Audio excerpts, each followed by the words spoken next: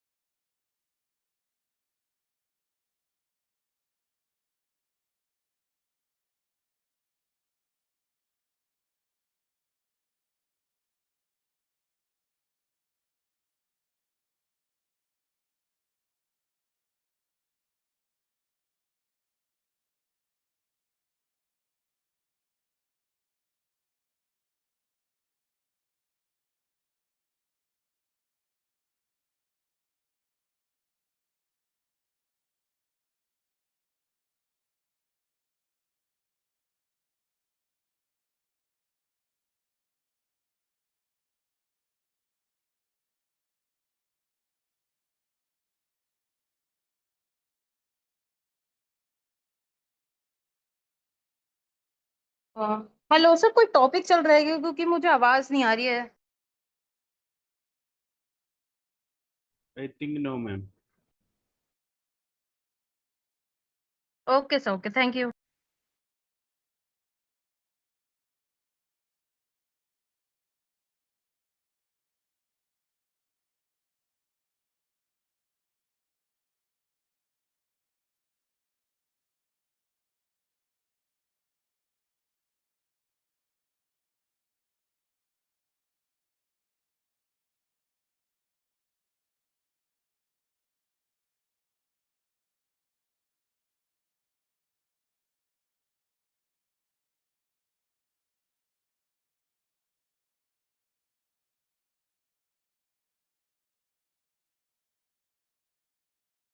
चलिए स्टार्ट करते हैं सेशन।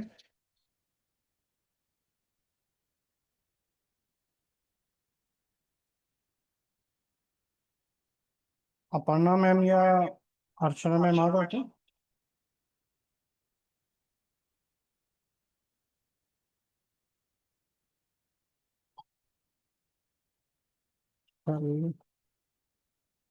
किसी का कोई क्वेश्चन हो? नहीं तो फिर हम आगे कंटिन्यू करते हैं।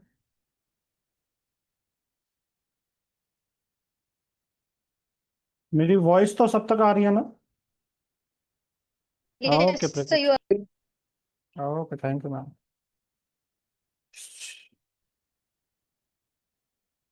Hello yes ma'am.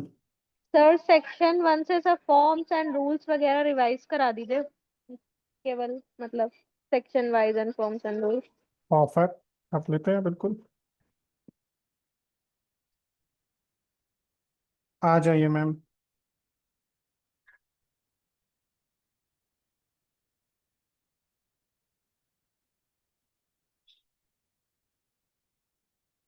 Monika ma'am, आपकी कोई क्वेरी है ना? I think. सर, कल तो नहीं थी क्वेरी, मतलब जो थी वो तो पूछ ली थी। परसों थी सर वो तो। आज तो नहीं है अभी ओके, तक से। चलिए कौन करेगा रिवीजन? साक्षी मैम, आप ही आ जाइए।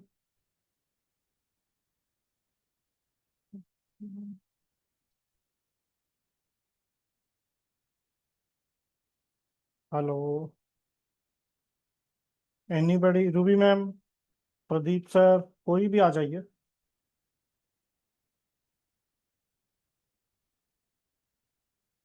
यस। जी। सेक्शन 1 बताइए।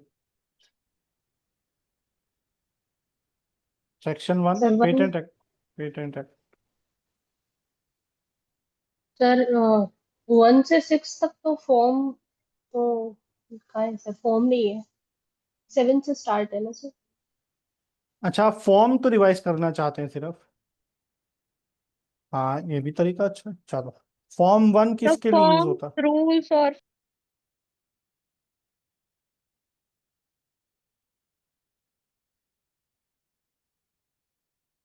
साक्षी मैम, आपकी आवाज नहीं है। जी sir forms rules and fees एक बार। ओके, चलिए आ जाइए, आप ही आ जाइए। फॉर्म तो 1, याद ही तो नहीं है अभी। कोई बात Forms नहीं। के फॉर्म बाद 1 हमें किस नहीं लिए याद यूज होता रहेगा। है? फॉर्म 1 कोई बात नहीं, कहीं पर जितना भी याद है। सर फॉर्म 1 एप्लीकेशन का होता है, पेटेंट हम्म, एप्लीकेशन फाइल करने के लिए होता है। सर सेक्शन फीस कौन कौन से सेक्शन में एप्लीकेबल होगा? सर सबसे पहले तो सर हम लोग सेक्शन 7 ही होता है जिसका जो फॉर्म ऑफ एप्लीकेशन का होता है। हम्म, और और नहीं पता यार। 54 में यूज होगा, पेटेंट ऑफ एडिशन में। अच्छा ओके। 135 कन्वेंशन, वो अभी आएगा, but just for hmm information. Hmm. और फीस? सर 1600।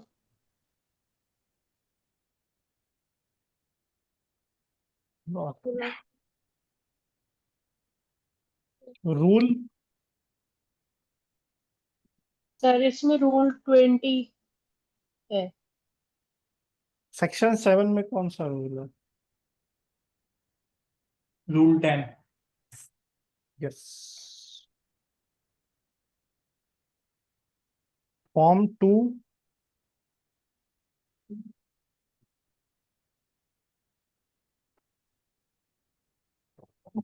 कंप्लीट स्पेसिफिकेशन प्रोविजनल और कंप्लीट स्पेसिफिक। राइट के लिए रूल 10 होता है, तो सर वो फॉर्म 1 का रूल तो नहीं होता है ना। सेक्शन 7 में है, फॉर्म 1 का तो कोई रूल नहीं है मैम, हाँ उसका तो सेक्शन है सिर्फ। रूल 10 है प्रूफ ऑफ राइट का। Yes sir. तो सर ये जो पीसीटी वाला आपने एक इसमें कॉन्सेप्ट बताया था, outside India PCT proof of right जो होता है 6 महीने में, हाँ ठीक है ओके। बट सर फिर रूल 20 भी तो होता है इसमें, जिसमें फॉर्म नंबर 1 हम भरते हैं पेटेंट कॉर्पोरेशन ट्रीटी में, कॉर्पोरेशन ट्रीटी में। बिल्कुल, रूल 20 ले लीजिए। देखिए, पीसीटी जो फाइल होती है, जब इंडिया में नेशनल फेज एंट्री होगी उसकी, मतलब जो भी एप्लीकेशन पीसीटी से आ रही है, और जब उसकी करस्पॉन्डिंग एप्लीकेशन इंडिया में फाइल होती है, तो फाइल तो वैसे ही होती है जैसे हमारे यहाँ एप्लीकेशन फाइल होती है। फॉर्म 1, फॉर्म 2, फॉर्म 3, फॉर्म 5 वो सब लगते हैं। बस ये है कि वो उसका जो टाइप, मतलब उसको जो टैग मिलता है वो पीसीटी एप्लीकेशन का मिलता है या नेशनल फेज एंट्री का। ओके। हाँ, अब वो जो एप्लीकेशन फाइल होता है उसका रूल है 20, किस तरह से फाइल होता है। विद कंप्लीट स्पेसिफिकेशन होना चाहिए, 3 कॉपीज होनी चाहिए, वो सब रूल 20 में लिखा है। सर सेक्शन वाइज चलें तो बेटर होगा क्या। अब मैम फॉर्म से स्टार्ट किया तो फॉर्म से करते हैं। अच्छा ये नहीं, ऐसे अभी भी जैसे अच्छा है। सारे सेक्शंस अभी पढ़े नहीं ना, जैसे इसमें सर आपने 135 भी लिखाया। कोई अब बात इसमें नहीं, कोई बात नहीं, फिर आधे क्या रूल हुआ, सर रह जाएंगे हमारे इसमें। नहीं रह जाएंगे। फॉर्म वाइज देखते हैं, चलिए। ठीक है। हम्म, हाँ, फॉर्म 2 बताइए साक्षी मैम। सब प्रोविजनल या कंप्लीट स्पेसिफिकेशन का होता है, ये होता है 789। ये होता है सर 7 सर 9 सेक्शन में होता है सर ये, जब हम लोग को दिया जाता है कि हम लोग को 12 मंथ में कंप्लीट स्पेसिफिकेशन फाइल करनी होती है। हम्म, सेक्शन 9। फीस? 1000 रुपीज। सर इसकी फीस नहीं होती, फॉर्म 2 की कोई फीस नहीं होती। इसकी फीस 0 होती है Pradeep sir. Okay. Sir sir थोड़ा थोड़ा क्वेश्चन है, जी क्योंकि सर। फॉर्म तो हम कर रहे हैं, एक्चुअली स्पेसिफिकेशन में क्या होता है, जैसे हम फॉर्म भरते हैं एग्जाम में हम्म लिखते हैं, आप सेक्शन 9 बोले, actually it should be section 10, right? So section 10 and rule 13 करके हम लिख के रखते हैं on the hmm front page. So hmm correct sir, provisional and complete specification, ये इंपॉर्टेंट नोट्स यहाँ पे आएगा. टाइटल ऑफ द इन्वेंशन रहेगा, नॉट एक्सीडिंग 15 वर्ड्स, अप्लीकेंट का नाम रहेगा, नेशनलिटी रहेगा एंड एड्रेस रहेगा, प्रियम्बल हम्म रहेगा, डिस्क्रिप्शन रहेगा, क्लाइंट्स रहेगा, डेट एंड सिग्नेचर रहेगा, अब्स्ट्रैक्ट रहेगा. Hmm yes sir. Perfect sir, so perfect. So okay, margin वगैरह मैं बता नहीं रहा हूँ, बट आप सेक्शन 9 बोले इसलिए मुझे थोड़ा ये करना पड़ा सर, सॉरी. नहीं नहीं सर, बिल्कुल सही बोला आपने, गलत नहीं बोला है सर। सेक्शन 10 में ही क्योंकि फॉर्म 2 अप्लाई होता है, बट ओके हमने जस्ट पढ़ने के लिए, समझने के लिए सेक्शन 9 जो है प्रोविजनल कंप्लीट का है, ओके ओके. तो वो जस्ट थियोरेटिकल पार्ट, उसको याद रखने के लिए कि ये फॉर्म कौन से सेक्शन, मतलब इसमें होता क्या है, ये फॉर्म क्या करता है, just to understand this. Although आप जो कह ओके. रहे हो बिल्कुल सही बात है सर, उसमें कुछ गलत नहीं है। फॉर्म 2 जो है वो अंडर सेक्शन 10 ही फाइल होता है basically, and rule 13। Yes sir. बिल्कुल सही कहा क्योंकि सर हम आपने। क्योंकि हम ड्राफ्ट लिखते टाइम में यही लिख रहे हैं कि सेक्शन 10 ब्रैकेट में रूल 13 करके लिख रहे हैं, एंड ये हम दे रहे हैं कंट्रोलर को, हम फॉर्म 1 के साथ कर रहे हैं. यस, फॉर्म 2 ओके, फॉर्म 1 के साथ ही फाइल होता है। साथ करेंगे sir. Okay. Perfect, thank you so much sir. And यही सर आपकी चीज तो सबसे बेहतरीन लगती है मुझे, मतलब आप सुन तो रहे हैं बट एक अवेयर माइंड के साथ, और चैलेंज भी कर रहे हैं कि जो मैं सोच रहा हूँ, जो मुझे पता है वो सही है, कि जो सर बता रहे हैं वो सही है, तो ये बहुत अच्छी चीज है सर। नहीं सर, कंफ्यूज क्या होता है सर, हम जैसे सेक्शन 9 बोले ना, हम्म मतलब 50% ऑफ द लोग ऐसे रहेगा कि इंक्लूडिंग मी समटाइम्स, जैसे हम्म हम ड्राफ्ट लिखते टाइम में हम सेक्शन 9 10 लिख करके देंगे। लिखते हैं ना, 9 लिख देंगे. सो वो थोड़ा, हाँ, सही क्योंकि कह रहे हैं सर आप। ये पॉइंट आ रहा है सेक्शन 9 में, विच इज ओके, बट हम्म ये मेजॉरिटी एप्लीकेबिलिटी सेक्शन 10 में 10 आएगा. में 10 में होगी, बिल्कुल सही बात है सर। Applicability sir. ओके. नहीं नहीं, बिल्कुल सही है सर, एप्लीकेबिलिटी सेक्शन फॉर्म में ही लिखा हुआ है सर। हाँ फॉर्म सर, में अगर राइट. आप देखेंगे ना, ऊपर उसमें लिखा हुआ है सेक्शन 10। हाँ सर. बिल्कुल सही बात है सर, बिल्कुल सही। एंड फॉर्म 3 आएगा, मैं ले लूँ सर, या हाँ कोई हाँ मतलब बिल्कुल आई सर, विल बिल्कुल, नहीं कैरी. नहीं, अरे सर बिल्कुल कंटिन्यू कीजिए कीजिए कीजिए। ओके सर, फॉर्म 3 आएगा सेक्शन 8 में. हम्म इसका रहेगा स्टेटमेंट एंड अंडरटेकिंग. यस तो applicant alone or jointly or any person outside India working the same invention. इसका परफेक्ट। मतलब अप्लीकेबिलिटी रहेगा सर, ये बाहर जाते टाइम में हमें देना पड़ेगा. 6 months from the date of filing. Hmm timing है hmm sir, to hmm the controller रहेगा. इसका एंट्री फी आई थिंक 0 है सर, इसका भी. यस, एंड इसका रूल आएगा 12 सर. इसके अलावा और कोई 6 मंथ के अलावा और कोई टाइमिंग है सर इसमें, टाइमलाइन? हाँ सर, व्हेन कंट्रोलर आस्क्स, जो डिमांड हम्म करेगा विद इन 2 month देना है, हम्म एंड देन 2 months का और एक 3 months का एक. ओके, अभी 3 months में वन टाइम FER के टाइम में देना पड़ेगा सर शायद, है ना? यस। हाँ, अगर FER में आता है तो FER के रिप्लाई में 3 महीने के अंदर देना 3 महीने के अंदर है. है। हाँ, अदरवाइज कंट्रोलर डिमांड करता है तो 2 महीने में देना पड़ेगा. 2 महीने। सर एक क्वेश्चन है मेरा, हाँ सर. मान लीजिए मैंने इंडिया में एप्लीकेशन फाइल करी, हम्म और उसकी कोई भी कॉरेस्पॉन्डिंग एप्लीकेशन मैंने किसी और कंट्री में फाइल की ही नहीं, मतलब मैं हम्म इंडिया के बाहर गया ही नहीं, हम्म. तब क्या फॉर्म 3 फाइल करना पड़ेगा? सर करना पड़ेगा, क्योंकि वही है कि एक भाई उसमें पॉइंट आता है, एक्चुअल फॉर्म देखते हैं तो अंडरटेकिंग में, ओके, आई एम हाँ, going outside India with in India, हम खाली इंडिया में रहते करके एक टेक करना पड़ेगा उसको, बिल्कुल सही अंडरटेकिंग. बात सर। तब भी हालांकि वो फिर फॉर्म ब्लैंक जाएगा और उसमें बस अंडरटेकिंग देनी है that I am not going outside, but तब भी गोइंग फाइल आउटसाइड, होता, मतलब फॉर्म 3 मैंडेटरी फॉर्म है एक तरह का। मैंडेटरी फॉर्म है, 1 to 3 मैंडेटरी हो गए सर. सर ये कब फाइल किया जाता है, किस स्टेज में सर? जैसे फॉर्म 1 और फॉर्म 2 साथ में फाइल किया साथ में जाता है? मैडम 1 2 3 साथ में करना पड़ेगा मैम। मैम जब हम हम लोग वन, नहीं कर फाइलिंग रहे हैं। करते हैं, चाहे प्रोविजनल चाहे कंप्लीट। यस यस, जब आप 1 और 2 फाइल कर रहे हैं, आपने एप्लीकेशन जब फाइल की ना, हाँ। बस तभी फॉर्म 3 फाइल करना है। मान लीजिए आप हम्म। उस डेट को नहीं कर पा रहे हैं तो विद इन 6 मंथ तो करना ही करना है। फॉर्म 1 तो फॉर्म 1 एंड 2 एक साथ करना है, फॉर्म 3 के लिए 6 मंथ्स हो सकते हैं। हाँ, बट ये मैंडेटरी है। हाँ और ठीक है सर। साक्षी मैम, अगर नहीं किया फॉर्म 3 तो क्या होगा? सर ग्राउंड अबेंडन हो जाएगी। 25 फ्री ग्रांट। ओ सेक्शन 8, हाँ फ्री ग्रांट अपोजिशन। 20 हाँ, अबेंडन नहीं होगी हम्म। एप्लीकेशन, हम्म। ऑपोजिशन रिवोक आएगा। हम्म। और मान लीजिए अगर ऑपोजिशन नहीं आया तो क्या होगा?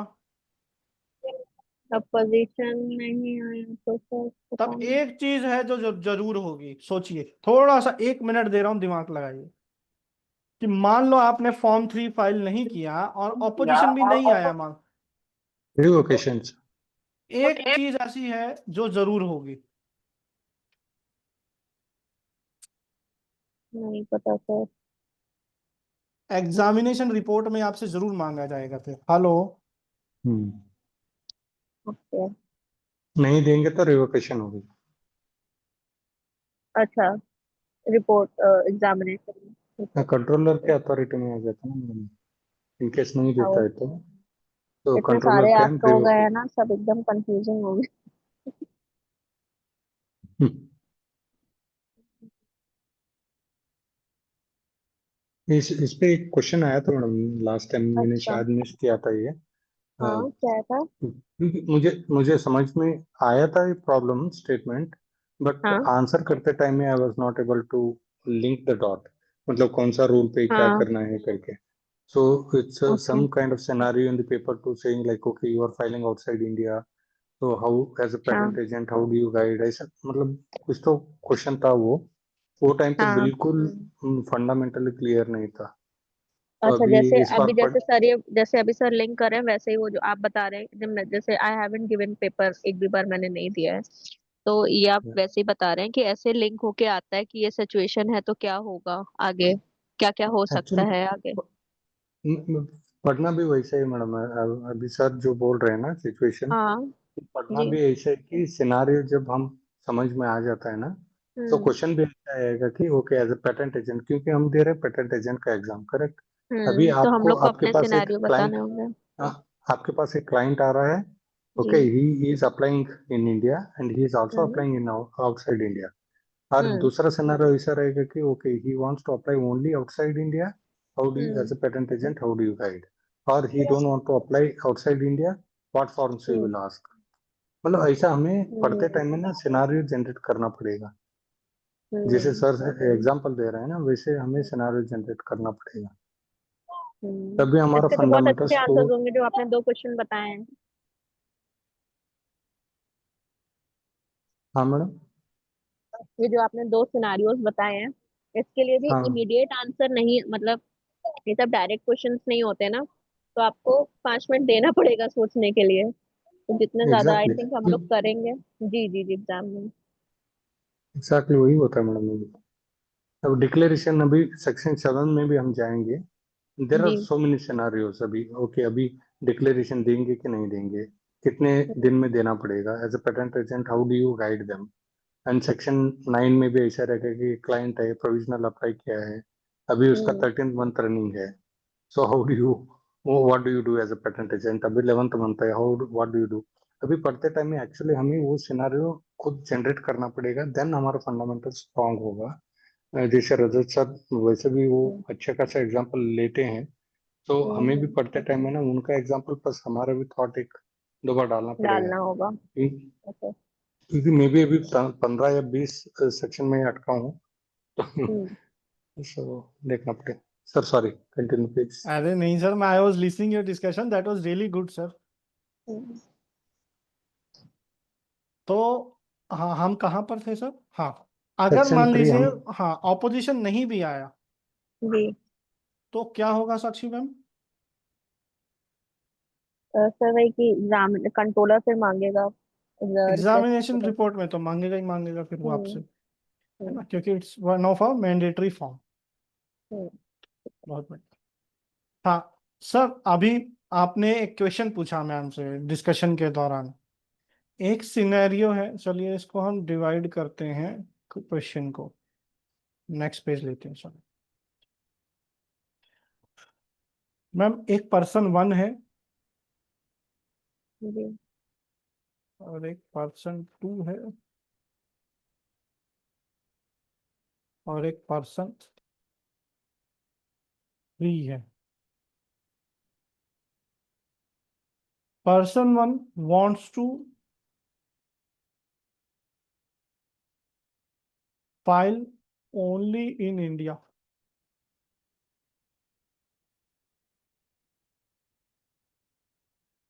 And he wants to file outside India without filing in India.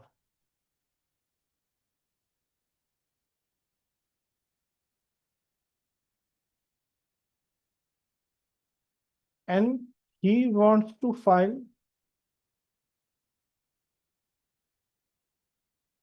India as well as 12 more countries. चलिए, ये 3 रिवर्स सिनेरियो भी हैं। हो सकता है कि बाहर से पीसीटी से इंडिया आ रहे हैं। फाइल फर्स्ट इन इंडिया, चलो इसको ऐसा कर देते हैं, पहले इंडिया में फाइल करनी है उसको। हम्म। या एक काम करते हैं, ये सिनेरियो चौथा चेंज कर, केस। नहीं नहीं ये नहीं करते हैं, ऐसे मजा नहीं आएगा। ये तीनों के तीनों इंडियन रेसिडेंट हैं, तीनों ठीक के है। तीनों इंडियन रेसिडेंट्स हैं। अब आंसर बनाइए।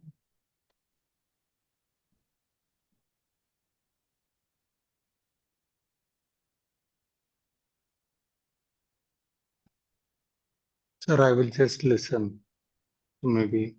नहीं sir, why we sir need को योर Okay. आंसर वैल्यूएबल पता इनपुट है।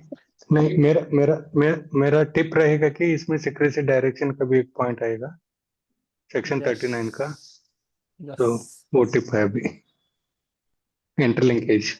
That is why sir expert advice always needed sir. Sir expert नहीं थोड़ी हूँ सर। नहीं नहीं सर, क्यों नहीं है? सिर्फ एग्जाम ना देने से एक्सपर्टीज कम थोड़ी हो जाती है सर। नहीं सर, नहीं नहीं सॉरी। आपके 1% हो सर, अभी पढ़ रहा अरे हूँ नहीं बस। नहीं नहीं, इतने बड़े sir, everybody is expert over here in their, at least in their domain. तो सर सेक्शन 39 सेक्शन 8 को लिंक करना अभी, so I will just say that हाँ and बस then I बस, will I will listen. Yeah. Now everybody will understand how you link the link, create the linkage between sections. चलिए, कौन करेगा इसका सब, पहले वाले का? सर पहले फॉर्म 1 एंड फॉर्म 2 फाइल होगा, हम लोग पहले इंडिया में ही फाइल करेंगे। हाँ, wants to file only in India, तो सिंपल है, क्या करना है उनको, फॉर्म 1, फॉर्म हाँ। 2, फॉर्म 3 हाँ फॉर्म 3 एंड और 5। फॉर्म 5। इन्वेंटरशिप डिक्लेरेशन। यस। और एक और फॉर्म लगता है, वो हालांकि हमने पढ़ा नहीं है, 26, ऑथोराइजेशन ऑफ एजेंट। अगर एजेंट के थ्रू हो रहा है फाइल, अगर ओके। कोई कैंडिडेट एप्लीकेंट खुद से फाइल कर रहा है तब इसकी जरूरत नहीं है।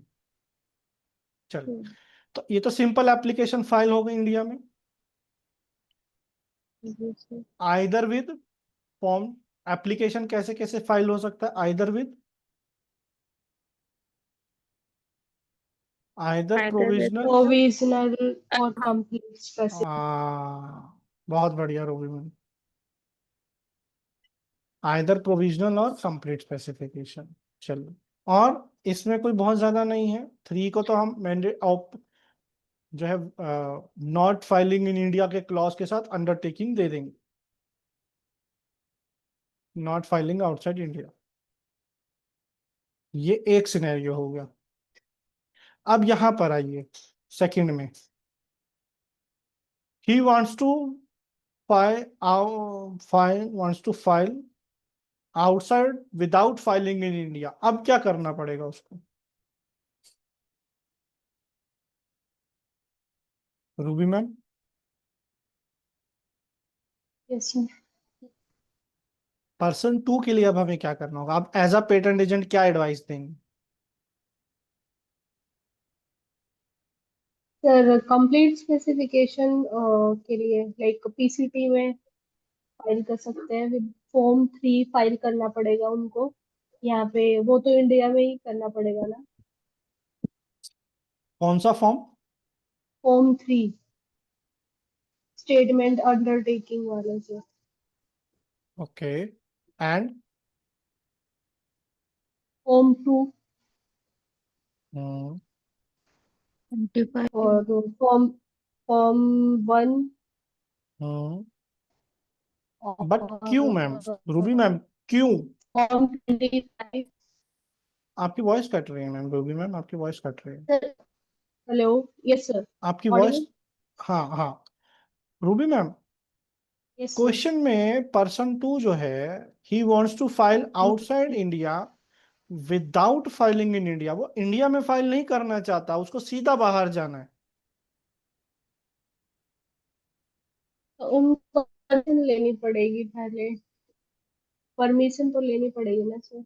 हाँ, तो परमिशन लेने के लिए क्या करना है? ये फॉर्म 25 फिल होगा उसके लिए। Yes, form 25 section section 39। 39 क्या बोलते हैं इसको? ये सीक्रेसी के बारे में बताता है। नहीं, FFL। रेजिडेंट जो कि अप्लाई नहीं कर सकते पेटेंट को outside India without prior permission. Yes, उसको बोल, जब परमिशन जो हम बाहर के लिए लेते हैं फॉरेन की फाइलिंग के लिए, उसको बोलते हैं FFL, FF। Foreign. Foreign filing licence. Okay, yes sir. Yes,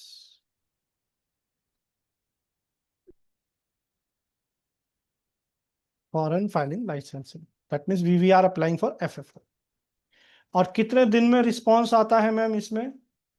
ये 21 डेज में सर। सर फिर इसके बाद रिक्वेस्ट लेने के बाद ये सर फॉर्म 1 2 3 फिर फाइल करना पड़ता है? नो, इसकी कोई मतलब नहीं है यहाँ पर। फिर जो जैसे बाहर के जुरिस्डिक्शन का वो होगा उसके हिसाब से करेंगे। वो तो फिर मैम वहाँ आप जो कंट्री में जाएंगे हम्म। वहाँ के लॉ के अकॉर्डिंग आप फाइलिंग करेंगे। ओके। चलिए, अब यहाँ पर आ जाते हैं थर्ड ऑप्शन में। A person wants to file in India as well as 12 more countries.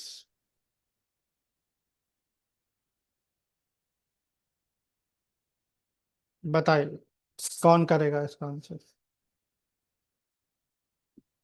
सब पीसीटी रूट से जाएगा कि कैसे जाएगा? वो आप डिसाइड करेंगे as a patent agent. Sir 12 countries में जाना है तो सर पीसीटी रूट सही रहेगा मेरे ख्याल से। क्यों? प्रायोरिटी क्लेम हो जाएगी सर। क्यों? प्रायोरिटी क्लेम हो जाएगी ना सर। तो प्रायोरिटी तो कन्वेंशन में भी क्लेम होगी मैम। हम्म, कन्वेंशन एप्लीकेशंस में भी प्रायोरिटी क्लेम होती है। हाँ हाँ नहीं वो तो है बट अलग अलग पूरा प्रोसीजर फॉलो करना पड़ेगा सारे हम्म, कंट्रीज के लिए। ज्यादा बिल्कुल। हेक्टिक होगा। Hmm. Sir I would prefer going by PCT route. Exactly, देखिए सभी लोग इस आंसर को समझिएगा जो मैम ने दिया। ये बहुत आ, हालांकि ये प्रैक्टिकल अप्रोच वाला क्वेश्चन है, बट ये आंसर कैसे आया? मान लीजिए अगर मुझे 2 या 3 कंट्रीज में जाना है, तो अब कौन सा रूट प्रेफर करेंगे आप? तब शायद शायद सर कन्वेंशन एप्लीकेशन फाइल कर सकते हो। नहीं, मतलब कर तो आप दोनों ही सकते हैं, दोनों में सकते हो बट प्रेफरेबली। हाँ हाँ, but preferably. Preferably we should go with convention root.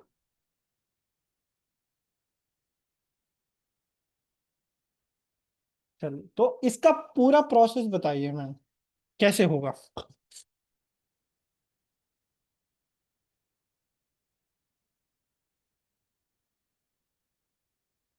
बताइए बताइए, म्यूट मत कीजिए मैम, अभी तो आंसर देते जाइए बस।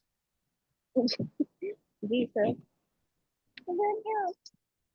अच्छा, okay, you have a toddler to take care, okay okay okay, just take care of him. इसलिए कोई वो और से बीच बात में कर म्यूट हो रहा है। समझ गया, मैं समझ गया, दैट्स माय मिस्टेक। किसी और को बुला लेते हैं, कोई भी आ जाए। Pradeep sir, you want to try?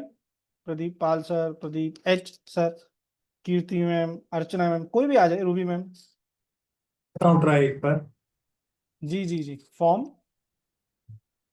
Form first, hmm, second, third, fifth, and we have to make sure जो प्रोविजनल के बाद कंप्लीट स्पेसिफिकेशन है वो 12 मंथ्स में फाइल हो जाए। एंड इट शुड, अगर वो प्रोविजनली रहेगा तो हम पीसीटी फाइल नहीं कर सकते, बिकॉज क्लेम का मैंडेटरी रिक्वायरमेंट रहता है। यस। अब सर ये तो हो गया इंडियन फाइलिंग। अब 12 कंट्री में जाने का प्रोसेस क्या रहेगा?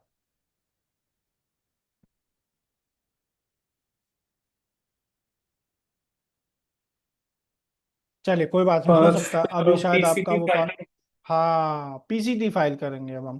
कब पीसीटी तक? 31 फाइल होगा months 12 मंथ्स की। from first file. एक मिनट एक मिनट, ये कौन बोला? मैं मतलब मैं ये नहीं पकड़ पाया कौन था। जी सर मैं नहीं बोला, साक्षी। पीसीटी कब तक फाइल होता है? Sir 31 months. नहीं ma'am, 12 months 12 months from. Date of filing. Filing date से सर, फर्स्ट फाइलिंग डेट से। यस, फॉर एग्जाम्पल 1/1/25 को मैंने, ये मेरी डेट ऑफ फाइलिंग है इन इंडिया, तो ये मेरी फर्स्ट फाइलिंग है, तो यही मेरी डेट ऑफ प्रायोरिटी बन जाएगी, प्रायोरिटी डेट। अब यहां से 12 महीने के अंदर, यानी कि 1/1/26 तक मेरे को क्या करना है? पीसीटी फाइल करनी है प्लस कंप्लीट स्पेसिफिकेशन फाइल करना है। क्लियर हुआ साक्षी मैम? चलिए कोई बात नहीं, आप म्यूट पे रहिए बट सुनते रहिएगा, and I know you are listening. तो प्रदीप सर प्लीज कंटिन्यू अब यहां से। तो पीसीटी फाइलिंग रहेगा 12 मंथ्स पे, तो इसका एक हाँ कंप्लीट प्रोसेस रहेगा। आफ्टर 3 मंथ्स बोले तो 15 मंथ्स पे अपने पास फर्स्ट एग्जामिनेशन रिपोर्ट आएगा जो हाँ हाँ, उस पे कंप्लीट। नहीं जाते हैं सर अभी, एक्चुअली वो सबका डिस्कस हुआ नहीं है कभी वो पार्ट किसी के साथ भी, कि वो आईएसआर और फिर ISA, written opinion, publication, IPA, वो अभी पार्ट अब डिस्कस हुआ नहीं है सर, तो फिर वो क्या कंफ्यूज कर देगा कुछ लोग, सभी लोगों को, तो इसलिए अब ये 12 कंट्रीज में मैं कब तक एंट्री ले सकता हूं सर? 30 मंथ्स यस तक। सर हाँ जी बोलिए साक्षी मैम। सर यही कंफ्यूजन हो रहा सर। अब इधर से 1125 से 31 मंथ्स तक वो एंट्री ले सकता है, लेकिन उस जुरिस्डिक्शन में, जिस जुरिस्डिक्शन में जाएगा, वहां से टर्म उसका स्टार्ट होगा हमारा, जब से वहां पे फाइलिंग होगी या जिस डेट में एंटर करेगा। मैम पीसीटी के केस में term hmm of patent 20 years कहाँ हम्म से स्टार्ट होता है?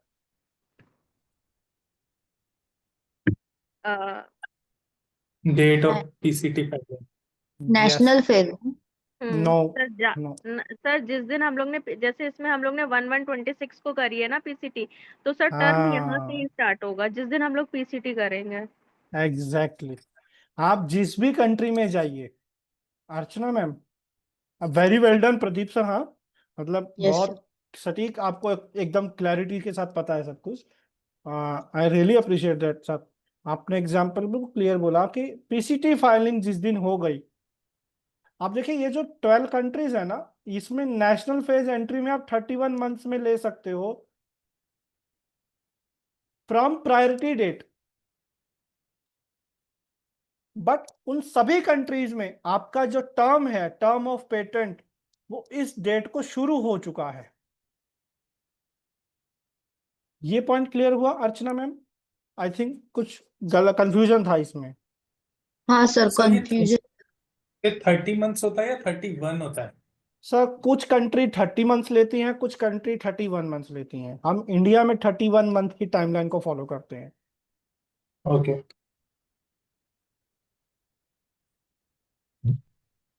क्लियर है ma'am? Yes sir. Archana ma'am? Sir मेरा थोड़ा मिस हो गया था बीच में, तो मैं कंफ्यूज हो गई थी। सर मैं कोई रिवाइज बात कर नहीं, दूं? हाँ, कोई एक बात बार नहीं मैम। हाँ, आप रिपीट कर दीजिए मैम। ठीक है। तो अर्चना मैम, जब हम लोग को इंडिया में फाइल करके फिर हम लोग को बाहर कंट्रीज में जाना होता है, तो फर्स्ट स्टेप होता है हम लोग इंडिया के रूल्स फॉलो करें। जैसे कि हम लोग को फॉर्म 1, 2, 3 एंड 5 सबमिट करना होगा।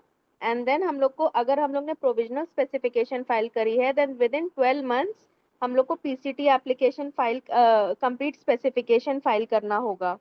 जो हम लोग की प्रोविजनल फाइल होगी और कंप्लीट स्पेसिफिकेशन तक हम लोग के पास 12 मंथ्स का टाइम होता है। और जो पीसीटी फाइल करने का भी जो टाइम होता है, वो भी होता है 12 months from the date of priority. तो अगर हम लोग ने कंप्लीट स्पेसिफिकेशन डायरेक्टली फाइल करी होगी और वहीं से प्रायोरिटी ले रहे होंगे, तो हम लोग के पास और 12 मंथ्स होंगे। लेकिन इस केस में हम लोग की प्रोविजनल अलग है और कंप्लीट स्पेसिफिकेशन अलग है। तो हमारे पास मैक्सिमम टाइमलाइन 12 मंथ्स का, जब हम लोग ने कंप्लीट स्पेसिफिकेशन फाइल करी है पीसीटी, उसी दिन का है। जैसे 1/1/26 है यहाँ पे। ये ओके। तो तो अब बाकी, ये जी, हाँ जी, तो हाँ जी, हाँ पहला जी। केस कब आता है? जब हम लोग को बाकी कंट्रीज में हम लोग कौन सी डेट से ले सकते हैं। तो जो हम लोग की फर्स्ट प्रोविजनल एप्लीकेशन, जो हमारी प्रायोरिटी डेट होती है, वहां से हम हम्म लोग 30 या 31 मंथ्स हम लोग ले सकते हैं उस पर्टिकुलर कंट्री में फाइल करने के लिए। लेकिन जो हमारा टर्म होगा, वो पीसीटी कभी भी जब भी फाइल होगी तभी हम लोग कर सकते हैं। उसी डेट से हमारा 20 इयर्स का टर्म स्टार्ट होगा। यस। सर अब इस तो केस में ये आप एक और इसमें केस बता दीजिए कि जब डेट। पीसीटी हमारा अलग फाइल होगा, सीएस वगैरह। हाँ हाँ, वही। ये केस उनको में वही दोनों एक ही दिन कंफ्यूजन में है। फाइल हुआ है ना? हाँ, तो तो अब देखिए। अगर पूछिए पूछिए। तो अगर पीसीटी बाद में होगा, तो जो मतलब डेट पीसीटी का होगा वही होगा ना? मैम हाँ, मतलब फॉर पीसीटी एग्जाम्पल। पीसीटी आगे नहीं होगी, सीएस पहले हो सकती है। हाँ हाँ, वही। सही है, सही है। पीसीटी डेट सेम रहेगा, बट सीएस का बीच में रहेगा, तो उसका कुछ ये नहीं आएगा ना? नो, देखिए फॉर एग्जांपल मैंने यहाँ पर सीएस फाइल कर दिया, तो यही कंप्लीट स्पेसिफिकेशन मेरे को यहाँ पर फाइल करनी है। ठीक है मैम? Yes sir. बट अब एक क्वेश्चन और है मेरा,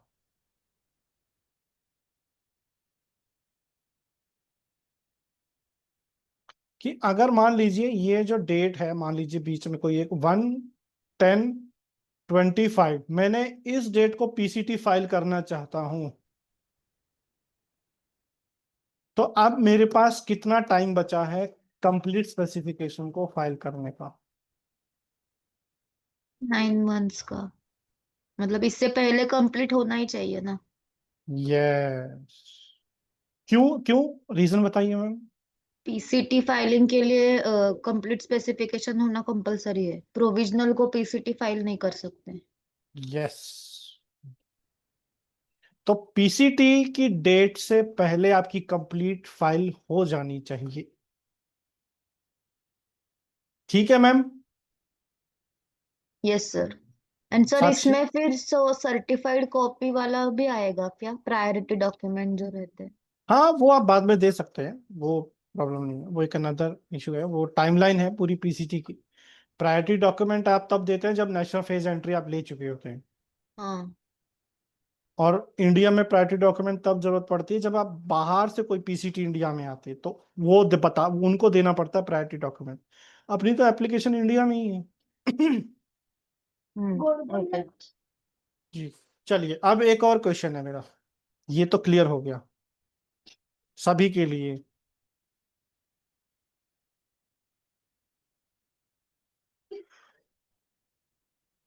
मान लीजिए, अब ये सोचिए क्या कि एक आपके एग्जाम का क्वेश्चन है, और आप पेटेंट एजेंट की तरह आप सामने वाले को एडवाइस दे रहे हैं। और मेरा क्वेश्चन है, मतलब मैं एक क्लाइंट हूं आपका और मैं फंस गया हूं एक कंडीशन में कि मेरे पास 1/1/25 को मैंने एप्लीकेशन फाइल कर दी थी और 1/1/26 को मैंने कंप्लीट स्पेसिफिकेशन फाइल कर दी, लेकिन मुझे पता चला कि मेरी पीसीटी 1/1/26 को फाइल करनी पड़ेगी, बट मैं फाइल नहीं कर पा रहा हूं अभी और मैं फाइल करना चाहता हूं, तो मैं क्या कर सकता हूं अब?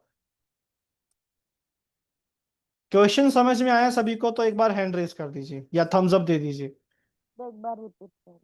सर देखिए, रिपीट एक बार कर दीजिए। देखिए समझिए, 1/1/25 को मैंने एप्लीकेशन फाइल की प्रोविजनल के साथ और फिर 1/1/26 को मैंने कंप्लीट स्पेसिफिकेशन फाइल करी और मुझे उसी दिन पता चला कि अगर मुझे किसी फॉरेन कंट्री में जाना है तो मेरे पास आज ही का दिन है। आज मैंने अगर पीसीटी या कोई कन्वेंशन एप्लीकेशन फाइल कर दी तो ठीक है, वरना मैं नहीं कर सकता। अब आज के आज मैं कर नहीं पा रहा हूं और मैं जाना भी चाहता हूं फॉरेन किसी और कंट्री में फाइल करने के लिए, तो मेरे पास अब क्या ऑप्शन है? CS टू PS कन्वर्ट कर सकते थे।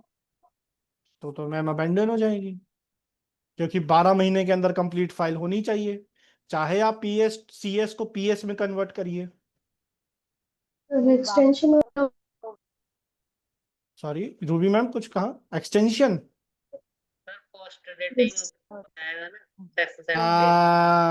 ये आया सर, देखिए ब्रह्मास्त्र एकदम आखिरी में। गौरव सर छुप के बैठे रहते हो, आप बोलते नहीं हो। देखो अब क्या ऑप्शन है हमारे पास, हमने सेक्शन 9 में पढ़ा था। यस क्या पोस्ट ऑप्शन? Post dating. तो मैं क्या कर सकता हूं, मैं अपनी प्रायोरिटी डेट को 6 महीने आगे बढ़वा लेता हूं। लेकिन एज अ पेटेंट एजेंट आप ये सोचिए कि आप डॉक्टर हो, डॉक्टर अगर कोई बड़ी बीमारी का इलाज बताता है किसी पेशेंट को, तो वो उसके फायदे भी बताता है और नुकसान भी बताता है। तो आपने मुझे तरीका तो बता दिया कि ऐसा कर सकते हो, लेकिन इसके नुकसान क्या क्या हो सकते हैं वो भी बताने पड़ेंगे। तो नुकसान क्या क्या हो सकता है?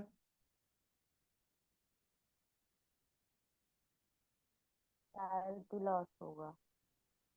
प्रायोरिटी लॉस होगा, बट मैं तो प्रायोरिटी डेट 6 महीने आगे शिफ्ट करवा रहा हूं ना। एंटिसिपेशन टाइमलाइन इंक्रीज हो जाएगा 6 मंथ से। हाँ, आपने सही कहा अर्चना मैम, प्रायोरिटी लॉस हो जाएगा, बट उसको ऐसे बोलेंगे कि हो नहीं जाएगा, हो सकता है। एंटिसिपेशन के या प्रायर आर्ट के चांसेस बढ़ सकते हैं, मेरी नॉवेल्टी लूज हो सकती है। उस केस में हम इसको ऐसे रिफ्रेश करेंगे स्टेटमेंट को कि that I may lose my novelty, कि अगर उन 6 महीने में ऐसी इन्वेंशन कहीं पर पब्लिश हुई या किसी और ने फाइल कर दी तो मेरी नॉवेल्टी चली जाएगी, फिर मेरी एप्लीकेशन इन्वेंशन मुझे नहीं मिलेगी ग्रांट। तो ये रिस्क है, ये रिस्क फैक्टर भी आपको एज अ क्लाइंट को एक केस स्टडी में आपसे पूछे जा सकते हैं कि how would you suggest your client in this situation. तो ये सब लिखना पड़ेगा आपको, उस चीज में ये सोचना पड़ेगा। और ये जो डिस्कशन हम कर रहे हैं, डिफरेंट डिफरेंट सिनेरियोज को समझ रहे हैं कि ऐसा करेंगे तो क्या होगा, वैसा करेंगे तो, ये सब वही चीज है।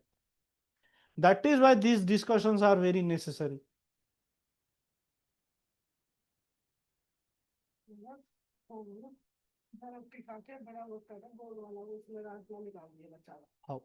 हो जाओ।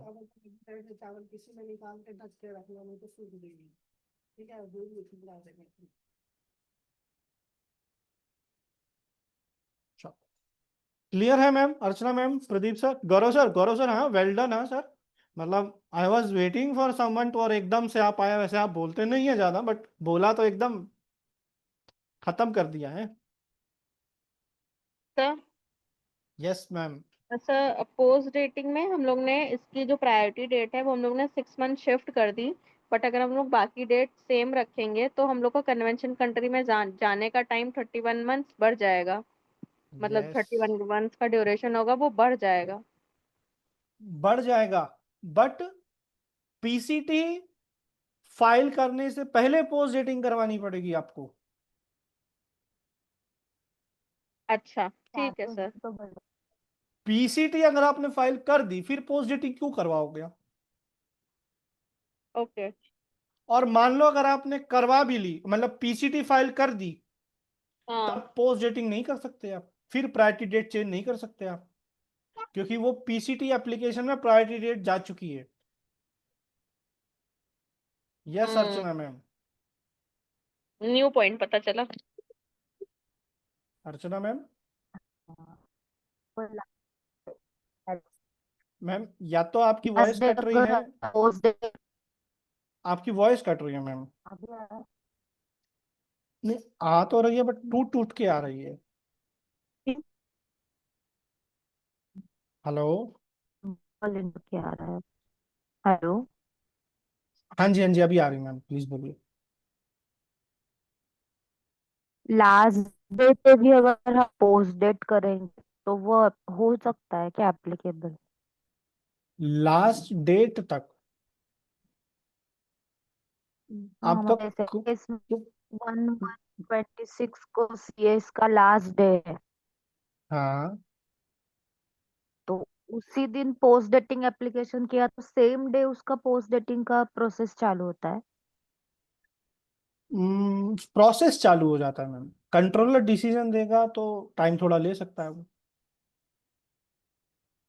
हाँ तो फिर उसमें वो टाइम लैप्स हो जाएगा ना पीसीटी फाइलिंग का?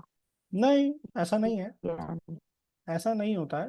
वो भी देखो क्या होता है मैम, जब पोस्ट डेटिंग आप फाइल करते हैं ना, तो उसमें रीजन देना होता है कि आप पोस्ट डेटिंग क्यों करवा रहे हो। Depend on that decision, controller आप कितनी जल्दी आपको डिसीजन देता है वो मैटर करता है। क्लियर है मैम? सर एक क्वेश्चन आया था एक 2022 के पेपर में सर, वो भी हम्म। ऑर्डर पे है सर, वो भी डिस्कस कर लीजिएगा ठीक इसी है, से कर लेते related। हैं, कर लेते हैं मैम। अगर मैम वो क्वेश्चन नंबर आप पर्टिकुलरली बता पाए कौन सा सर है? मैंने फोटो भेज दिया ग्रुप में। ओके, कर लेते हैं अभी। अर्चना मैम, यस सर। क्लियर हुआ हाँ जो हाँ आपका सर। डाउट था? हाँ। तो एक पॉइंट और आज हमने क्या सीखा कि अगर फॉरेन में एप्लीकेशन फाइल हो गई आपकी, चाहे कन्वेंशन चाहे पीसीटी, फिर आप पोस्ट डेट नहीं कर सकते।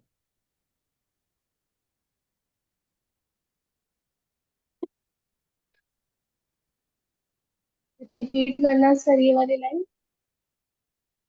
अगर आपकी एप्लीकेशन फॉरेन में फाइल हो गई है,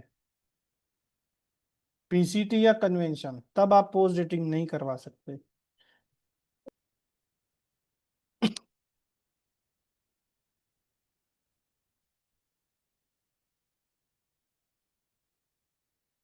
यस गंगाधर सर। इसको ऐसे भी कंक्लूड कर सकते हैं क्या कि अगर कंप्लीट स्पेसिफिकेशन फाइल हो गया तो भी तो नहीं हो सकता ना सर?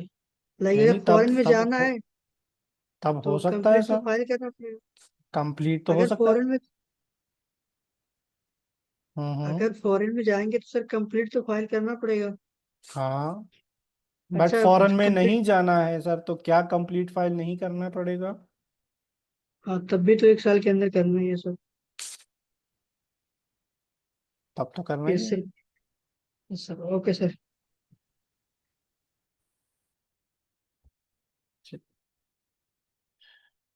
चलिए, मैम ने एक क्वेश्चन भेजा है, वो डिस्कस कर लेते हैं, फिर उसके बाद हम हमारे आज के डिस्कशन पर आए।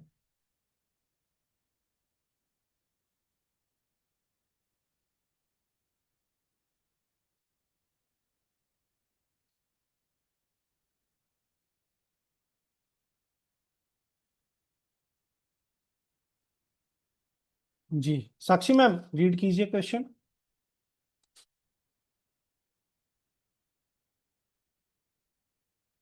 जी sir.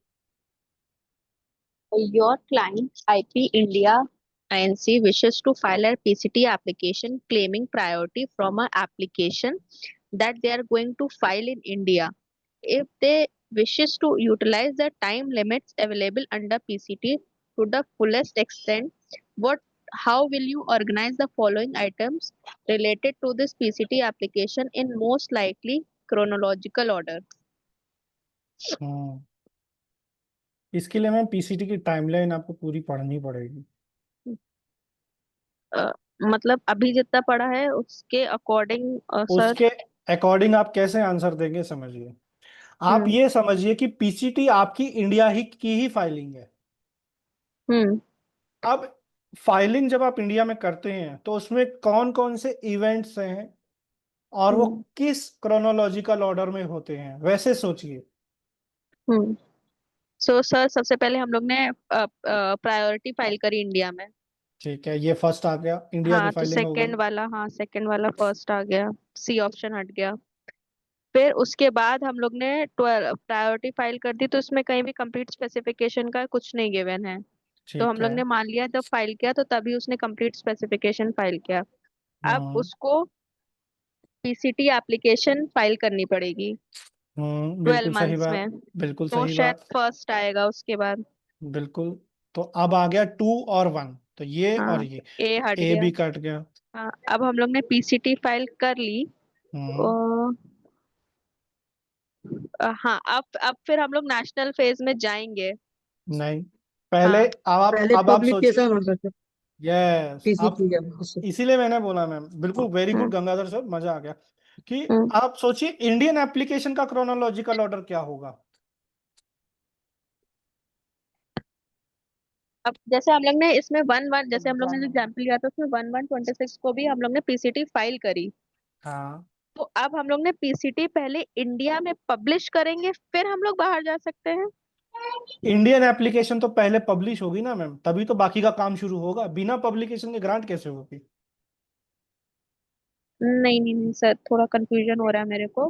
फिर देखिए सर जैसे देखिए पीसीटी का भी तो पब्लिकेशन होता है, ये पीसीटी का भी तो RO 105 सर आता है, उसी को तो सर देते हैं इंडियन सर ऑफिस सर में।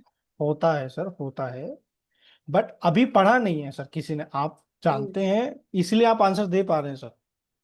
बट अच्छा सर इसीलिए मेरे को कंफ्यूजन हो रहा था हाँ कि गंगाधर ये सर, चीज। मतलब हाँ। आई डोंट, मैं ऐसा नहीं कह रहा हूँ कि आप गलत बोल रहे हैं, बट आप जो बोल रहे हैं बिल्कुल सही बोल रहे हैं सर। हम्म। इसीलिए मैंने ये पहले ही बोला सर कि पीसीटी की हम्म। टाइमलाइन आपने पढ़ी नहीं है, तो इसका आंसर आप पूरा तरीके से नहीं दे पाएंगे। गंगाधर इसीलिए सर, गलत हो रहा था। सर तो हम गंगाधर लोगों सर, को ऐसा लगा कि पहले national yes phase sir. Entry होगा और फिर समझ पा रहे हैं सर मेरी बात को। जी सर। हाँ सर, मैं समझ गया। सर एक और चीज इसमें पूछेंगे कि जैसे हम लोग ने पीसीटी जो फिर अब पीसीटी पब्लिकेशन से बाकी टाइमलाइन स्टार्ट होंगी कि पीसीटी फाइल करने से ही टर्म और ये सब स्टार्ट होगा। मैम पीसीटी की टाइमलाइन जो स्टार्ट होती है वो प्रायोरिटी डेट से स्टार्ट होती है। पीसीटी की प्रायोरिटी डेट से, जो जिस दिन पीसीटी फाइल हुई है, जो पेटेंट की नहीं, टर्म होगा।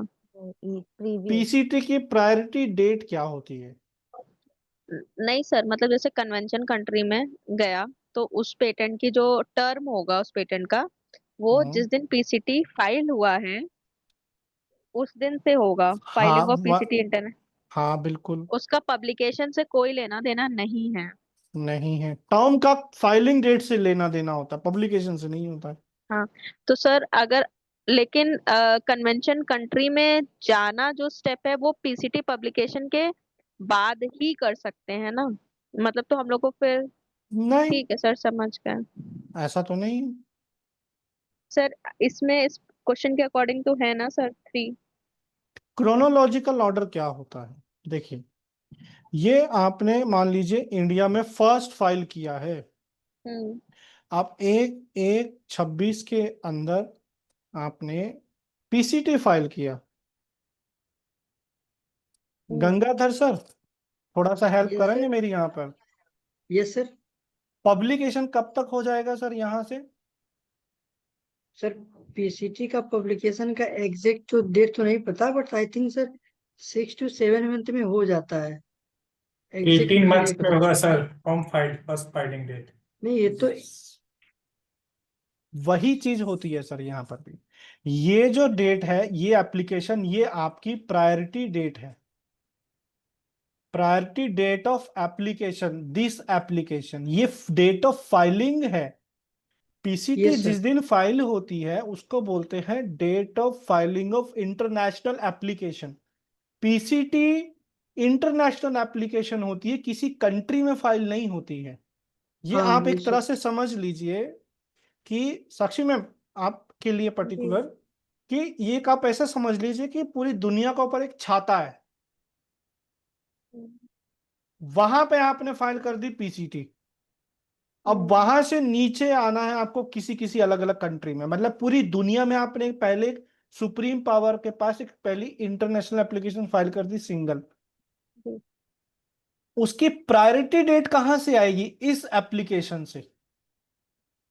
जितना भी एंटीसिपेशन का प्रोसेस है, प्रायर आर्ट का प्रोसेस है, नोवेल्टी, इन्वेंटिव स्टेप, वो सब चेक होगा इस प्रायोरिटी डेट के रेफरेंस से।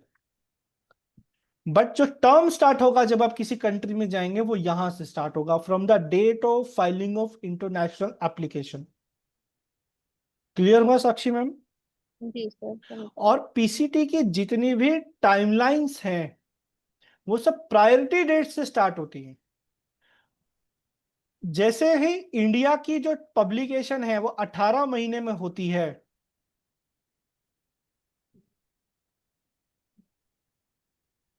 वैसे ही पीसीटी की भी पब्लिकेशन 18 मंथ्स में होती है। एक्चुअली में हम लोग पीसीटी के टाइमलाइन को फॉलो करते हैं इस चीज में। तो पहले कोई भी एप्लीकेशन जाती है वो पब्लिश होती है। क्लियर हुआ साक्षी मैम? जी सर। सर तो ये भी अपने आप ही पब्लिश हो जाती है 18 मंथ्स के पहले, 18 मंथ्स तक? 18 मंथ्स जैसे ही खत्म हुए हम्म। ये पब्लिश हो जाती है। और कौन पब्लिश करता है इसको? कंट्रोलर?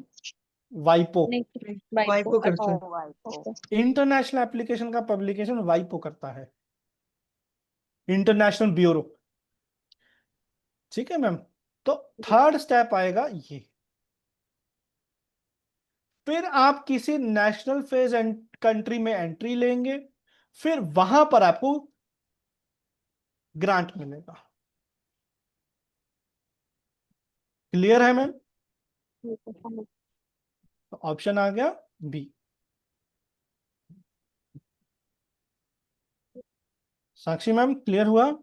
जी सर। जी सर। जी, thank you Gangadhar sir. Anybody यहाँ एल्स पे हैव? हाँ जी, हाँ जी। यहाँ पे कुछ फॉर्म वगैरह फाइल करना होता है क्या पब्लिकेशन के लिए, या अपने आप हो जाता है? अपने आप होता है मैम, वहां तो कोई अर्ली पब्लिकेशन भी नहीं होता है। नहीं है ना? अगर 18 महीने पर ही होगा जाके। तो 18 महीने वेट करना ही पड़ता है पीसीटी फाइल करने के लिए? हाँ, उसके पब्लिकेशन के लिए करना ही पड़ता है। और क्रोनोलॉजिकल ऑर्डर ये है कि उसके बाद भी आपके पास टाइम होता है किसी भी नेशनल फेज में एंट्री लेने के लिए। ऐसा नहीं है कि उससे पहले आप एंट्री नहीं ले सकते। बट एक्चुअली में इन्होंने जो क्वेश्चन पूछा है वो टाइम लिमिट्स का पूछा है। तो पब्लिकेशन की जो टाइम लिमिट है वो एंट्री की टाइम लिमिट से पहले खत्म हो जाती है।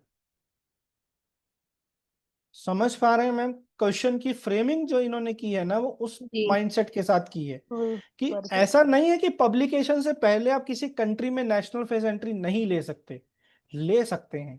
But what they how they have framed the question, if the wishes to utilize the time limits available under PCT to the fullest extent, मतलब मैक्सिमम टाइमलाइन की एक्सटेंट किसका ज्यादा है? पहले पब्लिकेशन हो जाएगा, फिर नेशनल फेज में एंट्री आप 31 महीने तक ले सकते हो। आपने 31 महीने की जो आपकी टाइमलाइन है वो नेशनल फेज एंट्री की है।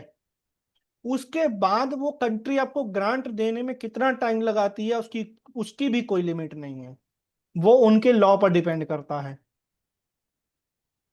तो सर सर बाय केवल टाइम डिफॉल्ट यूटिलाइजेशन वाले, सॉरी। हाँ जी, हाँ जी। अर्चना मैम बोलिए आप। तो बाय डिफॉल्ट 31 मंथ में से 18 मंथ तो चले ही जाते हैं। यस, वो तो पब्लिकेशन में जाते ही जाते, उससे पहले तो आपको ग्रांट भी नहीं होगी।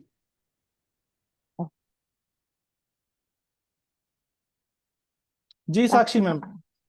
सर तो मतलब जरूरी नहीं है कि पब्लिकेशन हो फिर ही कन्वेंशन कंट्री में जाए, ये रूल नहीं है? नहीं, अच्छा, बट पब्लिकेशन से यहाँ पे पहले आप जा सकते हैं। मतलब तो यहाँ पे डी भी हो सकता था, नहीं लेकिन हो सकता। ये टाइम हाँ यूटिलाइज करने के हाँ, फैक्टर से आपने बी करा है। ये मतलब क्वेश्चन का फ्रेमिंग उस तरह से है। अच्छा इफ सर, अगर दे मल्टी चॉइस हो और इसमें ये टाइम वाला गिवन हो तो क्या करेंगे, नहीं गिवन हो तो क्या करेंगे?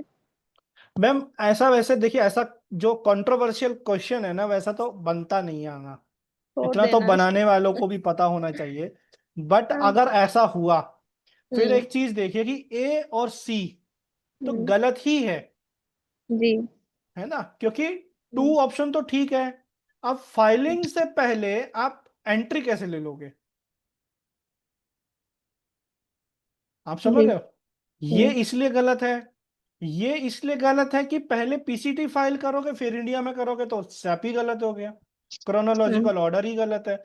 इसलिए झक हम्म। मारा के बी और डी फिर आपको सही करना पड़ेगा अगर मल्टी करेक्ट ऑप्शन होगा, क्योंकि मल्टी करेक्ट का रूल ये कहता है कि मिनिमम दो तो आपको सही चूज करने ही पड़ेंगे, मिनिमम दो तो चूज करने ही पड़ेंगे आपको। क्लियर है मैम? तो ठीक है ऐसे में सर। ना, ऐसे में ऐसे क्वेश्चंस में एलिमिनेशन अप्रोच बहुत हेल्प करती है। सही ऑप्शन ढूंढने के बजाय गलत ऑप्शंस हटाना शुरू कर दो, आपको अपने आप सही मिल जाएगा। जैसे मिट्टी के ढेर में सोना है, अब सोना तो चुन नहीं सकते तो उसको मिट्टी को धोना चालू कर दो तो सोना पीछे बच जाएगा, है ना? वो काम है, एलिमिनेशन अप्रोच लगाओ फिर ऐसे में। क्लियर है मैम? साक्षी मैम? जी sir, thank you.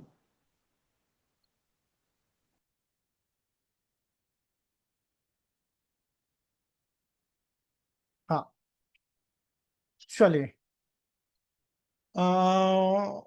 Archana ma'am तो है, अपर्णा मैम है क्या? अर्चना मैम आप ही ने कल मैसेज किया था शायद सेक्शन 7 के लिए।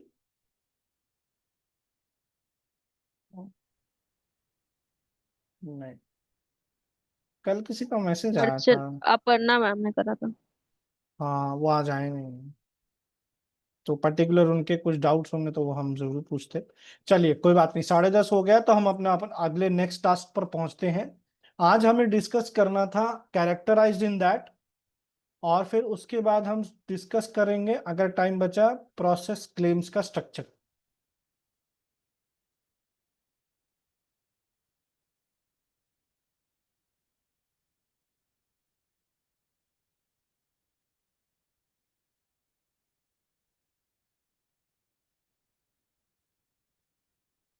मैं ओपन कर लेता हूँ।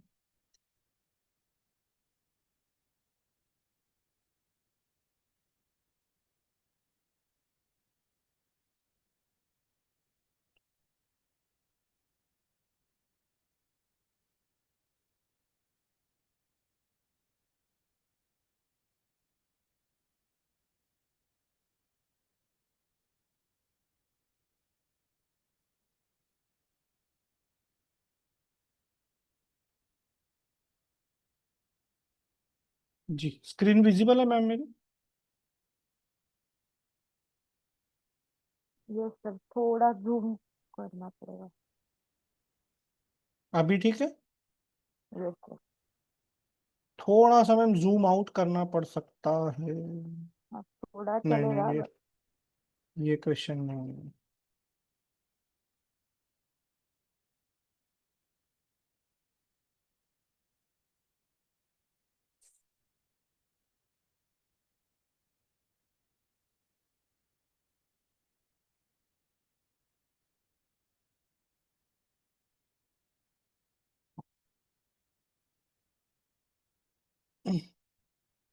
चलो अभी ठीक है मैम, अर्चना मैम?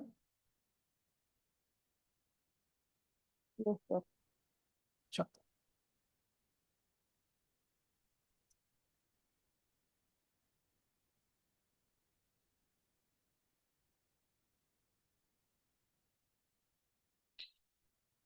चलिए, क्लेम लिखते वक्त सबसे पहला स्टेप क्या होता है हमारा, कौन बताएगा? गंगाधर सर, आप बताइए सर। सर पहले इमेजेस को चेक करेंगे।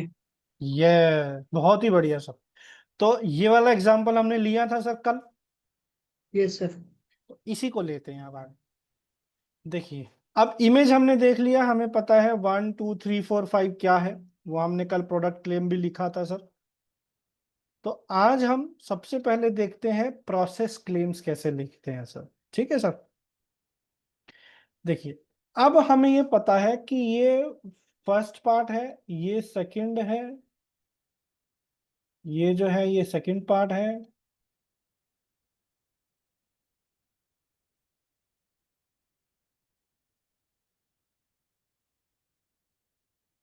ये थर्ड पार्ट है,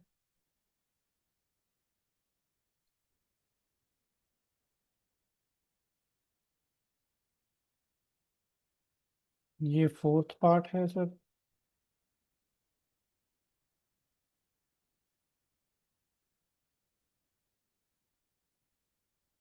और ये फिफ्थ पार्ट।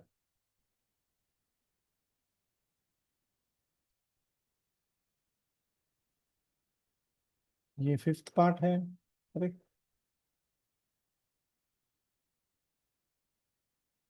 फोर्थ है,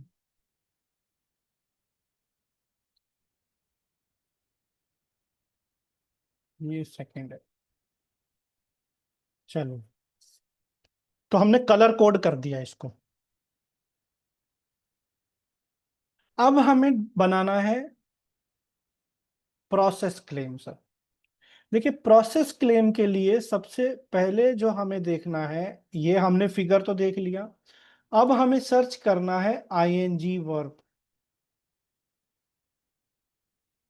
क्या सर्च करना है Gangadhar sir? ING verb. Verb. इसका आंसर ज्योतिराव ने लास्ट टाइम दिया था, क्योंकि ये क्यों करते हैं हम, क्योंकि जो प्रोसेस क्लेम होता है वो प्रेजेंट कंटिन्यूअस टेंस में लिखा जाता है। ठीक है सर, हालांकि मेरे भी टेंस कमजोर हैं, बट स्टिल मुझे मैम का स्टेज प्रिंट याद है कि सेकंड क्लास के बच्चे को पढ़ाने में टेंस याद हो जाते हैं। थर्ड स्टैंडर्ड हालांकि की। थर्ड स्टैंडर्ड के वो अभी कहीं बिजी हैं, शायद आ नहीं रही हैं अभी क्लास में। चलिए देखिए सर, वो तो हमें लिख पता ही है, ऊपर क्लेम्स जो हम पहले फॉलो करते हैं, आई वी क्लेम। ठीक, देखिए सर, अ मेथड फॉर, अरे ये स्मॉल आएगा, अभी साक्षी में मेरा कान पकड़ के मरोड़ते बोलती स्मॉल करो। A method for preparing. अब यहां पर आएगा सर आपका टाइटल। टाइटल क्या था सर हमारा इसका, इस इन्वेंशन का? Fire resistant wire. Fire resistant wire,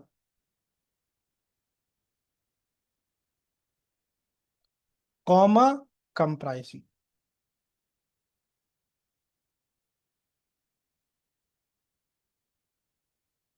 colon. So the fire resistant wire.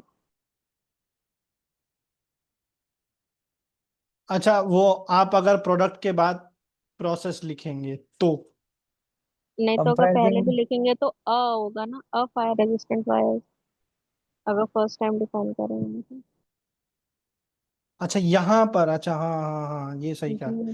देखा, मैं बोला था ना साक्षी में पकड़ने के लिए बैठी ही है मेरा कान। आ आएगा अगर आप पहली बार लिख रहे हैं, मतलब अगर आपने ये क्लेम पहली बार लिखा है। लेकिन अगर आप मान लीजिए आप अब सेट ऑफ क्लेम्स लिख रहे हैं जिसमें आपने पहले प्रोडक्ट क्लेम लिख दिया, तब आप जब दोबारा लिखेंगे तो यहां पर द आएगा। बिल्कुल सही ma'am, thank you so much, well done ma'am. वो कंप्राइजिंग का सी कैपिटल है क्या सर आपका? हाँ जी, कंप्राइजिंग का सी। चलिए इधर छोटा कर देते हैं इसको, कर्सिव राइटिंग में कर देते हैं, फिर ठीक रहेगा। अरे रेजर भी नहीं अलाउड। यहाँ तो है, वहां तो वो भी नहीं है। चले, ये क्लियर है सर सभी को, जिसको रिपीट है जिसके लिए भी? चले, अब हम चलते हैं आईएनजी वर्ब ढूंढने। लास्ट टाइम हमने कहाँ ढूंढी थी? यहां पर। चल, यहां से कौन रीड करना चाहेगा? Pushpendra sir, would you like to? Okay sir. The fire resistant wire is prepared by wrapping a bare conductor with a sir mica पहले tape. पहले आईएनजी वर्ब मिल गया हमको पहला। या एक Wrapping. काम करते हैं, मैं इसको ब्लू से मार्क कर देता हूँ थोड़ा बड़ा। आईएनजी वर्ब पहला। दूसरा ढूंढते हैं sir. Wrapping a bare conductor with a mica tape followed by a layer of polytetrafluoroethylene sintering. Sintering है sir.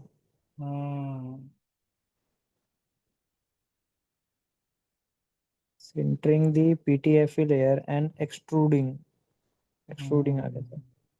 Extruding and cross-linking a layer of polyethylene cotetrafluoroethylene ETFE over the PTFE layer. Further, the product is preferably cross-linked by electron beam irradiation to further enhance the properties of insulation. Following figure shows schematic and view the structure of a fire wire according to the present invention, having a metallic wire conductor 1, 2 layers 2, 3 of mica tape, PTFE tape layer 4, and last one is ETFE layer 5.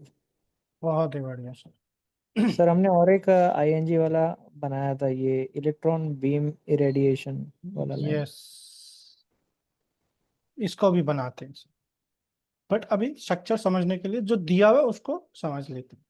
हालांकि ये एक extra step है। ये जो part है ना sir, इसको हम यूज कर सकते हैं, चाहे तो इंडिपेंडेंट में भी डाल सकते हैं कि that radiating the product to cross link the properties of further enhancement. और ये जो पूरी लाइन है इसको आप इंडिपेंडेंट क्लेम में भी यूज कर सकते हो, वहां ये बेस्ट रहेगा वैसे तो।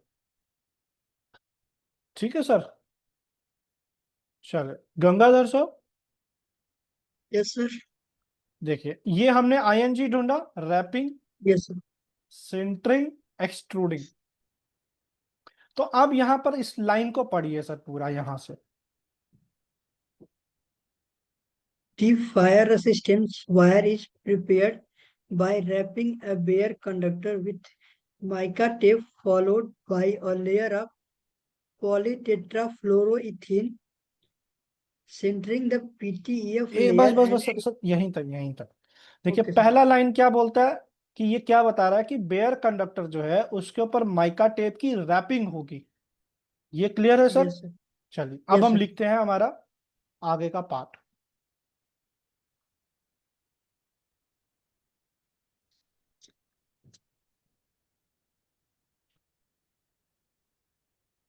wrapping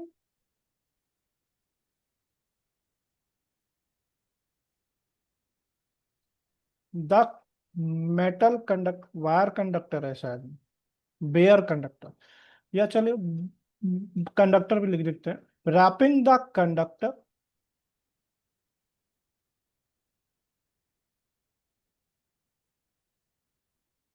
अब यहां पे कंडक्टर का नंबर था सर, एक देखिए ये 1 1 with माइका टेप। अब यहां पे माइका टेप के 2 नंबर हैं सर, 2 और 3 सेमीकोलन। ठीक है गंगाधर से समझ आया?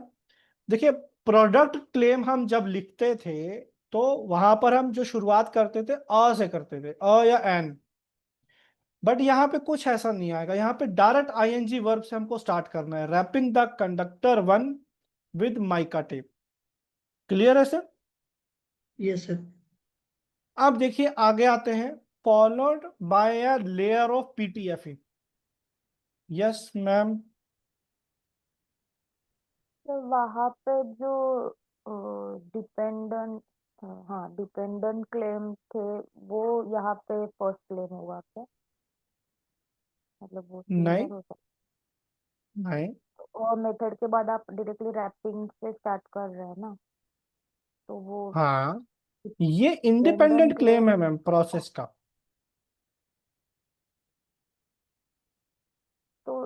डिपेंडेंट क्लेम भी तो ऐसे ही होता है ना, जिसमें पूरा वो डिस्क्राइब करते हैं जो ऊपर लिखा होता है, जैसे कि वहां पे और कंडक्टर और माइका टेप और जो जो लिखा होगा, फिर सेकंड इसमें वही स्टार्ट करेंगे ना, रैपिंग ऑफ कंडक्टर। प्रोडक्ट के केस में हाँ। देखिए, प्रोडक्ट के केस में अगर डिपेंडेंट क्लेम में आप ये चीजें डाल रहे हो तो आई थिंक नहीं डालना चाहिए। हालांकि देखिए, एग्जाम में अगर इवेल्युएटर ने वो ध्यान नहीं दिया, अगर वो टेक्निकल ग्राउंड्स पे ध्यान नहीं दे रहा कि क्या लिखा है, तो चल जाएगा। लेकिन अगर देखा तो शायद नंबर काट सकता है, क्योंकि wrapping the conductor with mica tape is a part of process of manufacturing. अब आपका क्वेश्चन होगा कि सर फिर वहां पे डिपेंडेंट क्लेम में आप क्या डालोगे। हाँ सर। देखिए, ये हमारे पार्ट्स हैं सभी, ठीक है ma'am. Yes sir. Wire conductor, mica tape, PTF layer, इन सबकी स्पेसिफिकेशंस दी हुई है यहां पर। जैसे कि जो केबल है कंप्राइजेस वो कॉपर की और एल्यूमिनियम की बन सकती है। तो एक नया डिपेंडेंट क्लेम क्या बन गया, the fire resistant wire as claimed in claim 1, wherein the wire conductor can be preferably can be made from copper और aluminium। सेकेंड डिपेंडेंट क्लेम क्या बना सकते हैं, माइका टेप का डिस्क्रिप्शन दे सकते हैं। देखिए, द माइका टेप में for example have a thickness of about 12.7 micrometer to 1.27 micrometer, more preferably about 25.4 micrometer. तो अब उसका डिस्क्रिप्शन दीजिए आप वहां पर। अब जो कंपोनेंट्स हैं उनकी स्पेसिफिकेशंस डालिए डिपेंडेंट क्लेम में। क्लियर है Archana ma'am? This is setting the scope of your claim, scope of your invention. PTFE layer के लिए देखिए, specially fluoropolymers include tetrafluoroethylene, PTFE, copolymers, hexafluoropolymers, ये आप सब डाल सकते हैं। या फिर जो पीटीएफई की जो टेप होगी that can be approximately 5 mm to 25 mm, more preferably 10 to 20 mm wide and between 10 to 1000 micrometer, more preferably about 25 to 100 micrometer thick। ये पीटीएफई लेयर जो है, जो टेपिंग होगी पीटीएफई की, उसका स्पेसिफिकेशन हो गया। ये पार्ट्स आप प्रोडक्ट के डिपेंडेंट क्लेम में डाल सकते हो। क्लियर हुआ अर्चना मैम? Yes sir. बस, मैंने सोचा था कि वो भी उधर जा सकता है। ये तो प्रोडक्ट प्रोसेस हो गया ना मैम, एक तरह का रैपिंग, आईएनजी वर्ब आ गया। तो चलिए, ये क्लियर हुआ मैम? तो एक बार थम्स अप दे दीजिए सभी लोग अगर ये डिफरेंस समझ में आया हो। सर एक क्वेश्चन है, जैसे हमने स्टार्ट करा रैपिंग द कंडक्टर, लाइक ये हमारा फर्स्ट, मैं कंसिडर कर रहा हूँ ये मेरा फर्स्ट क्लेम है, तो ये आ कंडक्टर मेंशन करेंगे या द? सर, द कंडक्टर तब मेंशन करेंगे यहां पर अगर मैं पहले प्रोडक्ट क्लेम लिख चुका हूं। Okay. Consider here product claim has been written. Okay understood. मान लीजिए नहीं लिखा है तो यहां पर आएगा आ, यहां पर भी आएगा आ। हालांकि यहाँ पे द भी आना चाहिए, मैंने लिखा नहीं है, मिस्टेक है वो, ग्रामेटिकल मिस्टेक मानी जाती है। तो ये चीज होगी सर। ठीक अभी है। हम ये मानकर चल रहे हैं कि मैं प्रोडक्ट क्लेम लिख चुका हूं, क्योंकि सर जनरली देखिए 2 इंडिपेंडेंट तो मांगे ही जाते हैं। जो पिछले 2 या 3 साल से जो मैं जो ऑब्जर्वेशन ले रहा हूँ क्वेश्चन पेपर में, तो 2 इंडिपेंडेंट तो पूछे ही जा रहे हैं। पहले 2022 तक ऐसा था, एक इंडिपेंडेंट और डिपेंडेंट। अब तो 2 इंडिपेंडेंट और उसके सब्सिक्वेंट डिपेंडेंट। तो हाँ, यहाँ पर आएगा द। बट सर एग्जाम में लिखने के फ्लो में ध्यान में नहीं रहा कि मैं अ लिख रहा हूँ या द लिख रहा हूँ, तो फिर उससे मार्क्स कटेंगे? सर कटिंग मत करना नहीं नहीं, अगर मैं हाँ ठीक है, मैं सर। थोड़ा बहुत तो देखिए क्या होता है ना, मैं आपको सर देखिए होता क्या है। जो इवेलुएटर होता है ना सर, उसका एक फ्लो होता है आंसर शीट चेक करने का। हम्म मान लीजिए उसने आपकी आंसर शीट खोली, हम्म पहले ही पेज में 4 गलतियां निकाल दी, वो सतर्क हो गया कि भाई ये बंदा गलतियां कर रहा है, अब वो पूरे पेपर में गलतियां ढूंढेगा। ढूंढेगा। पहले 2 पेज में उसको कोई गलती नहीं मिली, वो ढीला पड़ जाएगा, अरे ठीक है चलो हो गया, तो 2-4 गलती तो ऐसे ही छोड़ देगा वो। ओके। इसीलिए मैं 2 चीजें बार बार बोलता हूं। एक तो कटिंग मत कीजिए, क्योंकि अगर गलती हो भी गई तो आप उसको बताइए मत कि मैंने गलती कर दी है, क्योंकि उसको नहीं भी दिखी ना तो चलेगा, लेकिन आप जब कटिंग करते हो ना तो उसको समझ में आ जाता है भाई ये गलती थी यहाँ पे। और आपकी जितनी कटिंग होगी उसको उतना समझ में आएगा कि भैया इसने उतनी गलतियां की हैं। वो नाच मतलब वो नहीं भी काट रहा होगा ना तो भी मार्क्स काटेगा अब आपके। ठीक है सर। तो इसीलिए मैं रिकमेंड करता हूँ कि कटिंग मत कीजिए, अगर हो भी गई है गलती छोड़ दी उसको, एज इट इज छोड़ दीजिए। मैं आपको अगर अभी अपनी आंसर शीट दिखाऊं ना, जो मैंने 24 में लिखी थी, तो अब आप देख के बोलोगे सर ये भी गलती है, ये भी गलती है, ये भी गलती है। बहुत गलतियां की थी मैंने, और वो होता है सर कहीं ना कहीं शुरुआत में। बट बताइए मत कि मैंने गलती की है। मेरी पूरी आंसर शीट में आपको सबसे अच्छी चीज क्या मिलेगी, आपको कटिंग नहीं मिलेगी एक भी।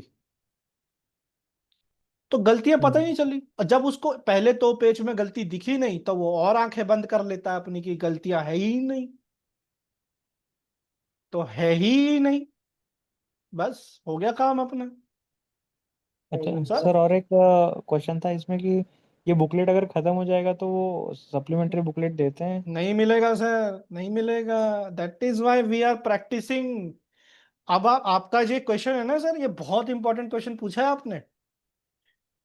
इसका इसका इफेक्ट आप समझ नहीं पा रहे हैं अभी, इसको ऐसे मैं समझिए सोच सर। के चल रहा था कि मिलेगी करके शीट। नहीं मिलती सर, एग्जैक्ट 32 पेज मिलनी की तो एक ही शीट चाहिए। मिलेगी आपको। That is why we are enforcing you to write the exam mock paper of day after tomorrow on Sunday, that is to write on the answer sheet, तो ताकि आप 30 उस 32 पेज में लिखने की प्रैक्टिस हो कि पूरा पेपर उसके अंदर कैसे लिखना है। 32 पेजेस होंगे या 32 साइड्स होंगे sir? 32 sides, 16 pages I should say, 32 sides. Okay okay, ये भी क्वेश्चन सही है सर ठीक कि है। 32 पेज है कि साइज है, ये भी सही बात तो है। वही लेके फिर प्रैक्टिस क्या करेंगे वो हिसाब से फिर आपसे? That is the major reason sir कि हम इसको एनफोर्स कर रहे हैं कि आप आंसर शीट लीजिए और उसी में लिखिए। ये सबसे बड़ा रीजन है सर, ताकि आपको वो एनालिसिस हो और वो प्रैक्टिस हो कि उस 32 पेज में ही पूरा पेपर लिखना है, और उस 32 पेज में ही लिखना है, 25 में भी नहीं लिखना है, पूरी शीट भरनी है। और प्रॉपर, इसीलिए मैं एक वर्ड यूज करता हूं, क्वांटिटी विद क्वालिटी। आंसर में क्वालिटी भी हो और क्वांटिटी कैसे मेंटेन करनी है, ये प्रैक्टिस से आएगा सर, जब तक आप उस 32 पेज पर लिखने की प्रैक्टिस नहीं करें। वरना कुछ लोगों के साथ क्या हो गया, आंसर शीट नहीं मिलेगी नहीं मिलेगी उसके चक्कर में आंसर इतना छोटा कर दिया कि पूरा पेपर खत्म हो गया 20 पेज में, और 10 मार्क्स के पेपर में क्वेश्चन में लिखा ही उतना जितना 5 मार्क्स के लायक है, तो वो भी नहीं करना है।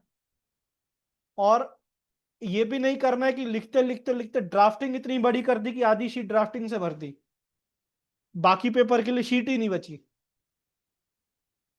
तो बैलेंस्ड अप्रोच चाहिए उस पेपर के लिए, ये बहुत बड़ा टास्क है सर, लेकिन मुश्किल नहीं है, इसको बस समझना है, टेक्निकल स्ट्रैटेजी बस, और कुछ नहीं है।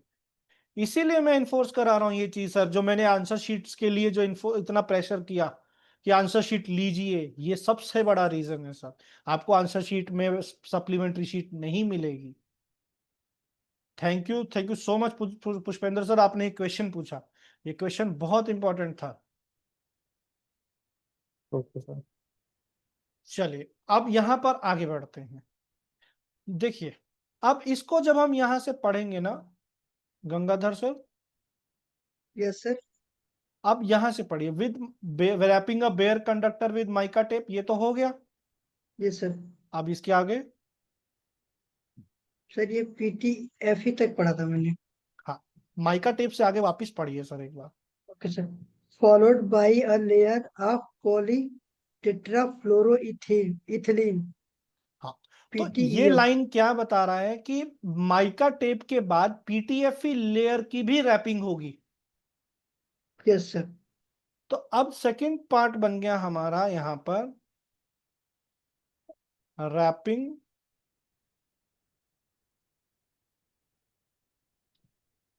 Of the PTFE. देखिए, पीटीएफई की अगर फुल फॉर्म आप पहले प्रोडक्ट क्लेम में डिफाइन कर चुके हैं, तो आप चाहे तो यहां लिखिए, दोबारा से नहीं लिखना चाह रहे तो कोई इश्यू नहीं है। Two layer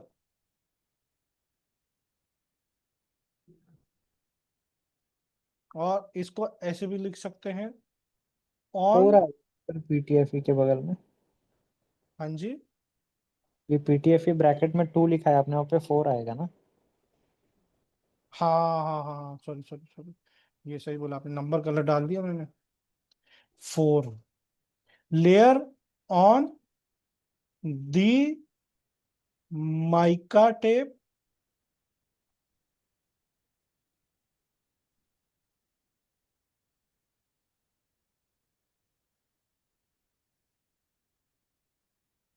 three.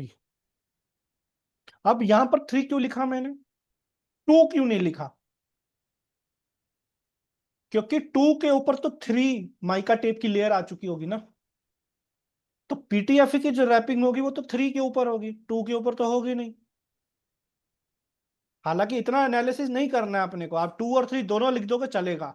ये तो हम 2 3 4 बार पढ़ चुके हैं, इसलिए मुझे समझ में आ रही है ये चीज।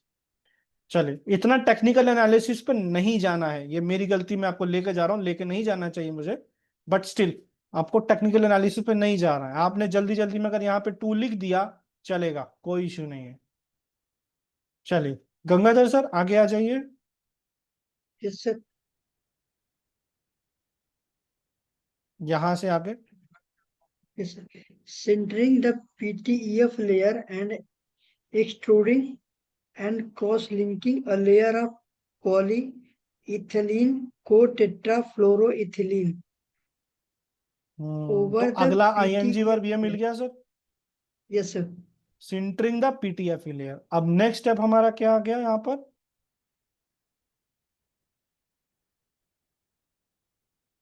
Sintering the PTEF layer.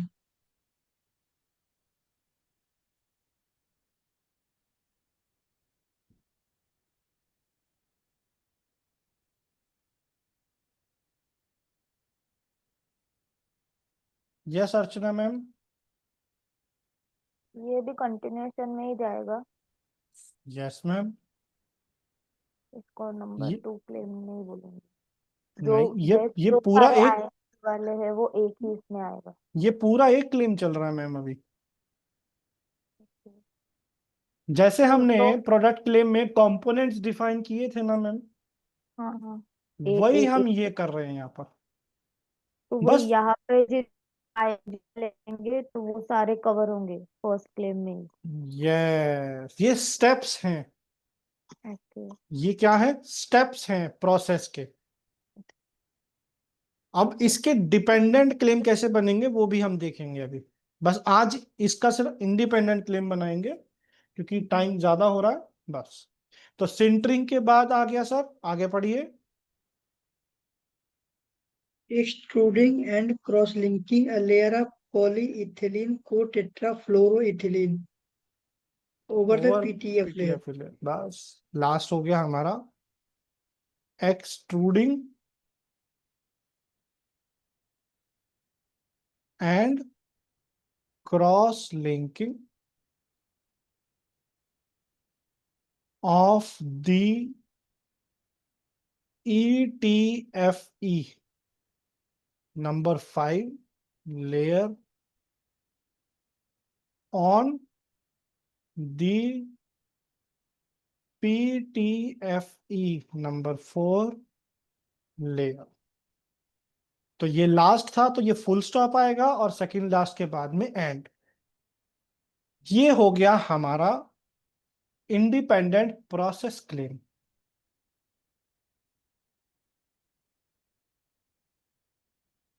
Clear है सर? Yes sir. देखिए, प्रोसेस प्रोडक्ट क्लेम में हम शुरुआत किससे करते थे? ए या एन से, ए से। या एन से। बट यहां पर जो हम स्टार्टिंग कर रहे हैं वो डायरेक्ट आईएनजी वर्ब से कर रहे हैं। ठीक है सर? Yes sir. चलिए, तो अब ये हम यहां से हाइड करते हैं, ये आपकी स्क्रीन के सामने है। अब इंडिपेंडेंट क्लेम एक बार आप लिखकर सबमिट कर दीजिए सभी लोग।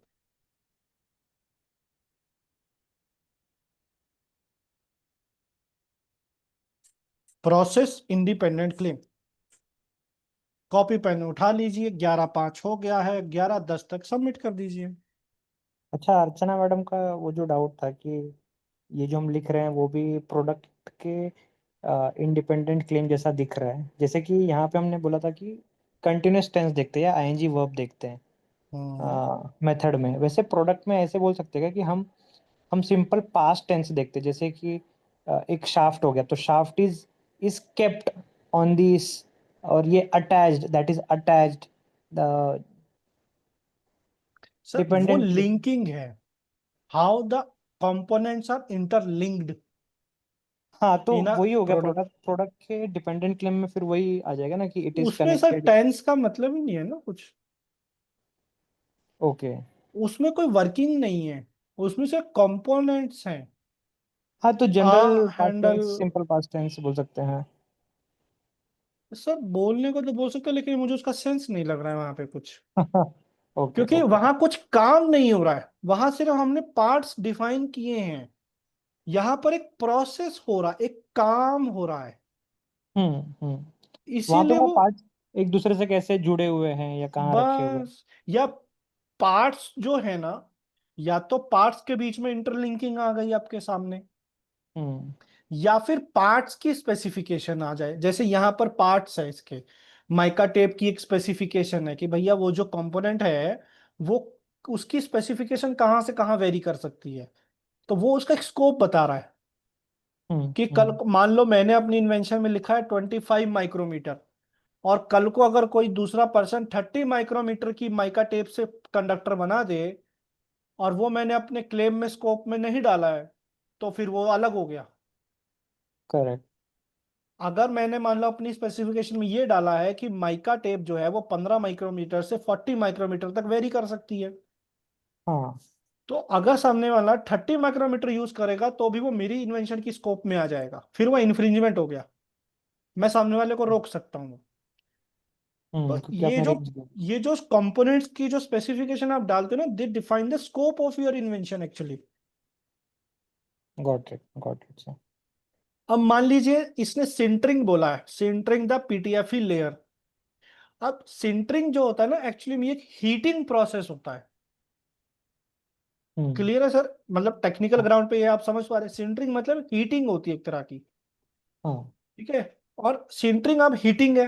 अब मान लो अगर यहाँ पर वो ये बता दे कि ये जो सिंटरिंग है इसके लिए जो टेम्परेचर रेंज है, मान लो वो 50 डिग्री टू 70 डिग्री है, तो वो सिंटरिंग का जो प्रोसेस है ना, उसका स्कोप डिफाइन कर रहा है वो चीज। अब एक्चुअली ये स्पेसिफिकेशन अभी बहुत लेमैन है, अभी इसमें बहुत सारी चीजें इसमें डली नहीं है, क्योंकि ये सिर्फ क्वेश्चन पेपर के पॉइंट ऑफ व्यू से स्पेसिफिकेशन बनी है, डिस्क्रिप्शन दिया गया। ये इन्वेंशन अगर आप एक्चुअल में सर्च करेंगे ना, तो कम से कम 20 पेज की डिस्क्रिप्शन होगी इसकी।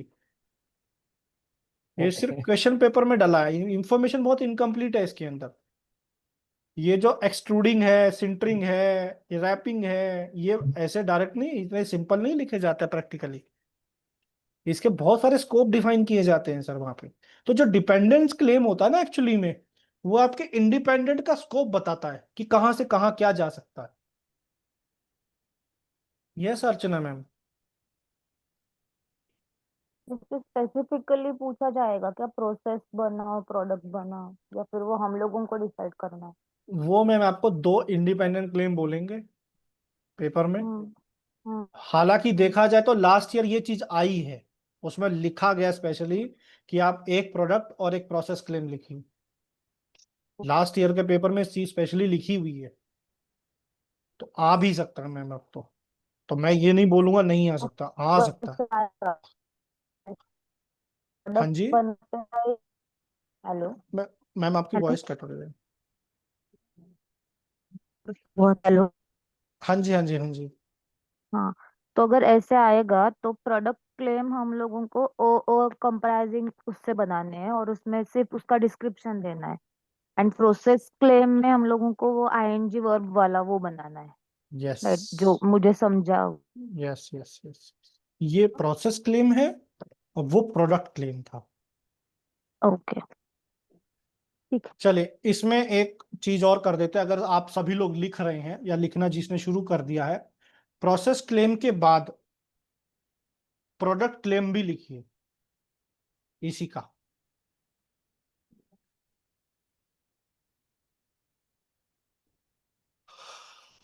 जिसने लिखना शुरू नहीं किया हो तो वो पहले लिख ले प्रोडक्ट क्लेम।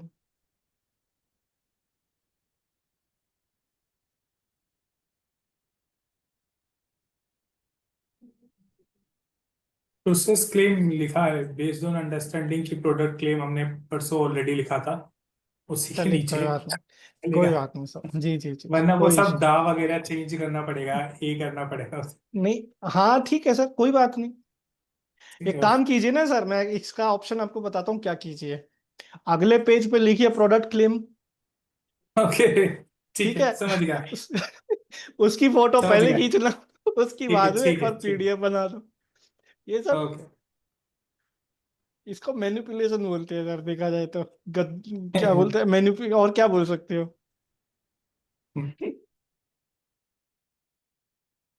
आप ही बोलोगे सर क्या क्या चीजें सिखा रहे हो, करना पड़ता है।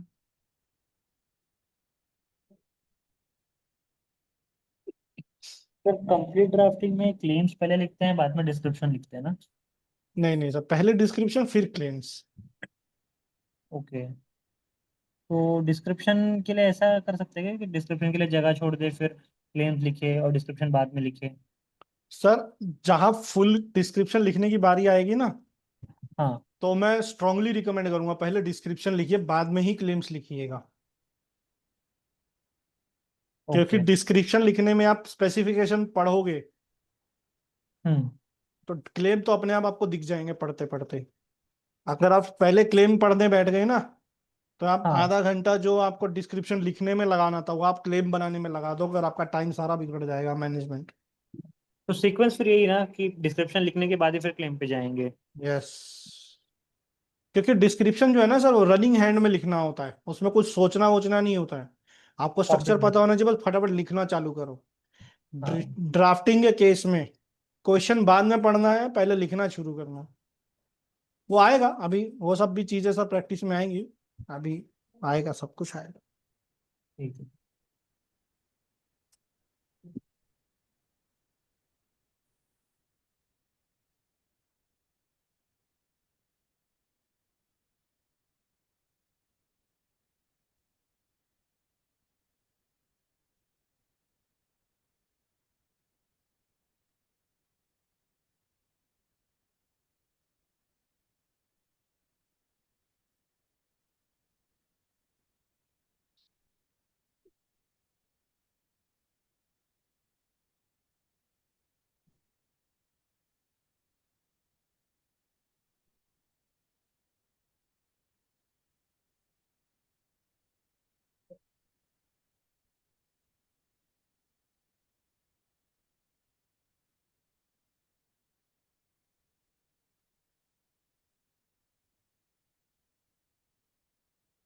ये तो हो गया प्रोडक्ट क्लेम।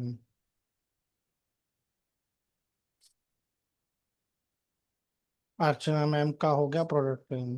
हाँ मैम पॉली की पी स्मॉल।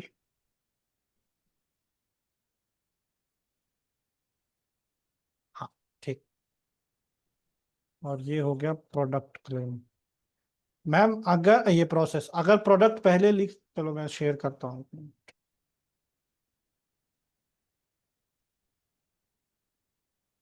अर्चना मैम, आप प्रोडक्ट पहले लिख चुके हैं, तो अब यहां पर आएगा दा। ओके, नहीं मैंने एक्चुअली बाद में लिखा। ठीक है चलो फिर ठीक है। ठीक है, वन। जब आपने बताया तो लिख के हो गया था, इसलिए फिर अच्छा वो अच्छा, ठीक है, कोई इशू नहीं। लेकिन फिर ये दा क्यों लिखा है, फिर ये आ आएगा, नहीं नहीं, कॉन्ट्राडिक्टरी वो होगा। मैंने पहले लिखा था। ये लिख के होने के बाद फिर आपने प्रोडक्ट लिखने को बोला, तो फिर मैंने प्रोडक्ट अलग से लिखा। हाँ वो समझ गया मैं, अगर आपने प्रोडक्ट बाद में लिखा है ना, हाँ, तो फिर ये पहले हो गया, तो इसमें ये कंडक्टर के सामने अ आएगा फिर, wrapping. Oh, okay. With mica tape 2,3, wrapping of the, फिर ये अ आएगा, ओके, फिर ये अ आएगा। समझ पा रहे हैं मैम ये क्यों मैं तो बोल रहा हर हूँ? जगह पे ओ आएगा। बस, क्योंकि अब ये क्लेम पहले आ गया, तो पहली बार ये भी चीजें डिफाइन कर रहे हो, तो अ आएगा कॉम्पोनेंट्स। हम्म। तो सर मैं वही पूछ रही थी, प्रोडक्ट एंड प्रोसेस दोनों एक साथ में लिखना होता है? पूछेगा तो, मान लीजिए उसने दो इंडिपेंडेंट क्लेम बोले, तो हाँ। आपको दोनों लिखने हैं। और अगर वो बोलता है एक प्रोसेस एक प्रोडक्ट, तो आपको लिखने ही है फिर तो दोनों ही। लेकिन अगर वो एक इंडिपेंडेंट बोलता है, तब आपको प्रोडक्ट लिखना है, फिर प्रोसेस को हटा दीजिए, क्योंकि प्रोसेस थोड़ा सा टिपिकल होता है लिखना। लेकिन वो हम्म। दो इंडिपेंडेंट क्लेम अगर उसने बोला, उसने ये नहीं बोला प्रोडक्ट या प्रोसेस, वो बोल रहा है दो ओके, इंडिपेंडेंट, तब तो आपको एक प्रोडक्ट एक प्रोसेस लिखना ही पड़ेगा। अच्छा। और अगर मतलब ऐसा आया कि कंप्लीट स्पेसिफिकेशन ड्राफ्ट करो सपोज, हम्म। तो वो क्वेश्चन के टाइम हम क्या करते हैं फिर? उसमें मैम वो क्लेम्स कितने लिखने हैं बोलेगा, फिर भी कहीं ना कहीं वो बताएगा पर्टिकुलरली क्लेम्स के लिए। अगर मान लो वो बोलता है कि क्लेम्स बनाओ, बट कितने बनाओ ये नहीं बताया, तो एक इंडिपेंडेंट लिख दो, साथ में उसके दो डिपेंडेंट लिख दो, बस एक पेज का काम हो गया आपका। वो हो गया, बट फिर वही वही सवाल है, वहां पे प्रोसेस लिखना है या प्रोडक्ट लिखना है? तो अगर मैम एक इंडिपेंडेंट लिखना है, ये तो बाय डिफॉल्ट कर लो, प्रोडक्ट ही लिखना है आपको, प्रोसेस लिखना ही नहीं है। अगर ओके। एक इंडिपेंडेंट की बात आ रही है, तो हम्म। प्रोडक्ट ही लिखिएगा। हम्म। एंड अगर दो आएंगे तो स्टार्टिंग प्रोडक्ट से करना है और उसके नेक्स्ट वाला ओ प्रोसेस करके प्रोसेस लिखना है। आ करके आईएनजी हाँ मतलब, आईएनजी। सॉरी, मतलब अभी जो द चेंज करना पड़ा ना मुझे, द फायर, वो नहीं, चेंज। अगर पहले आपने प्रोडक्ट लिखा है और फिर प्रोसेस लिख रहा है, उसमें सारे में द आएगा, क्योंकि वो सारे कंपोनेंट प्रोडक्ट में पहले डिफाइन हो चुके होंगे ना। ओके।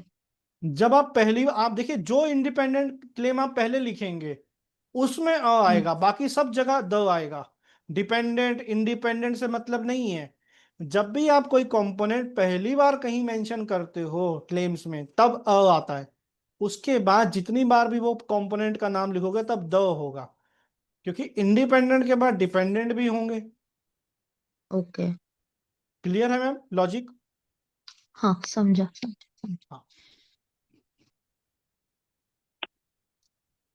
सर ये अभी एब्स्ट्रैक्ट वाला कब होगा पार्ट? एब्स्ट्रैक्ट मैम जस्ट कल, कल एक सेशन बचा है।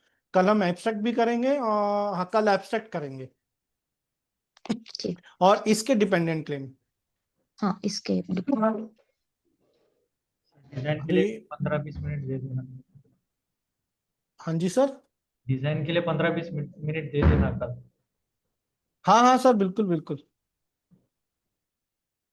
सर, पूरा सेशन ही आपका है। A method for preparing a fire resistant wire session comprising. हमारा ही है, बट पेटेंट होता है ज्यादा सर। तो मजबूरी है, क्या करें, पेटेंट का साइज इतना बड़ा है। वो पता सर, ये पेटेंट और डिजाइन को देख के मुझे किसकी याद आती है? किसकी? मोटू पतलू। बस पतले ही काम आता है, इतना याद रखो। सही बात है सर, ये बात तो सही है। मार्क्स तो पतलू ही दिलवा के जाएगा। Conductor 1 with the mica tape 2 3. A method for preparing a fire resistant wire, comma, wrapping a conductor 1 with the mica tape 2 3, comma, on the mica tape। ठीक है, बहुत बढ़िया सर। ये अ आएगा ना यहाँ पे द की जगह, क्योंकि आप पहली बार लिख रहे हैं, क्योंकि आप ये अ को फाइल कर रहे हैं ना। देखिए तो यहाँ भी अ लिखिए, फिर हाँ ठीक है। अब ये द आएगा, क्योंकि माइका Yes, टेप एक बार यहाँ पे आ चुका होगा। अब ये सही है, पिन सिंटरिंग द, क्योंकि अब पहली बार यहाँ आ चुका है। And extruding and across linking a layer of uh ETFE layer. ठीक है, डॉट सही है, बहुत yes. बढ़िया सर। एनीबडी एल्स, कोई और सबमिट करना चाह रहा हो? पीडीएफ डाला है सर मैंने ऑलरेडी। ओके, तो फिर पीडीएफ खोलना पड़ेगा।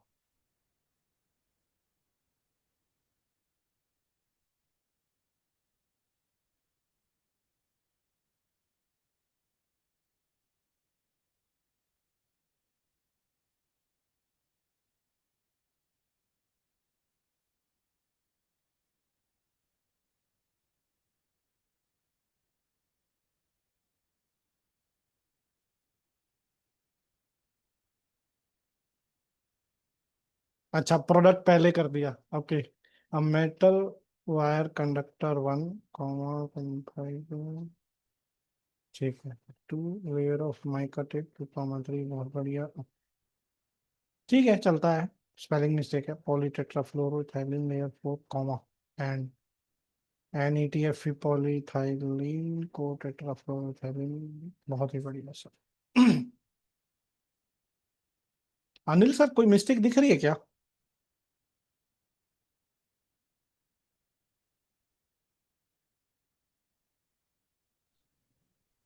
चलो, मुझे दिख रही है, दिख गई।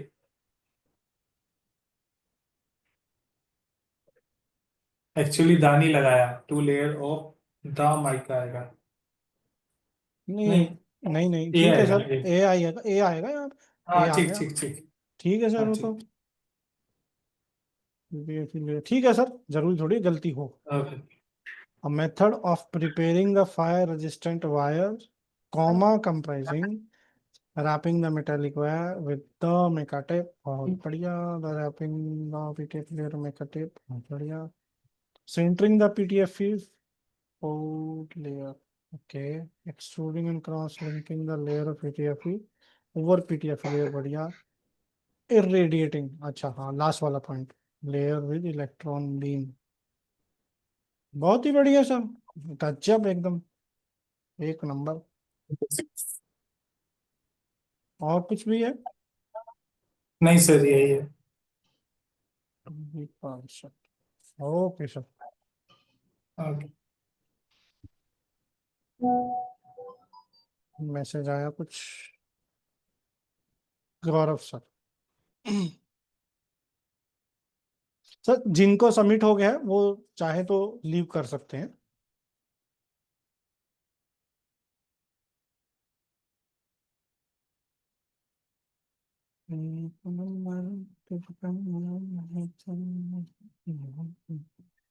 Method for preparing the fire resistant wires. Sir यहाँ पे आपने दा यूज किया है, तो मैं एज्यूम करूंगा कि आपने सब जगह दा यूज किया और यहाँ पे द आएगा। Wrapping the conductor number 1 with the mica tape. चलिए, मैं एज्यूम कर रहा हूँ आपने कॉमा सेमीकोलन लगाया है यहाँ पे। With the mica tape 2 3, the layer of PTFE, wrapping with, हाँ ठीक है, वो चलता है, मतलब टेक्निकली नहीं मैं देखूंगा। सिंटरिंग द PTFE लेयर बिल्कुल सही है sir. Extruding and crossing the layer of PTFE, इसका नंबर 5, तो बढ़िया सर। क्लियर है सर गौरव सर? छोटा छोटा मिस्टेक है, चलेगा बट। अच्छा, बहुत ही बढ़िया सर, बहुत अच्छा डिस्कशन हुआ आज से।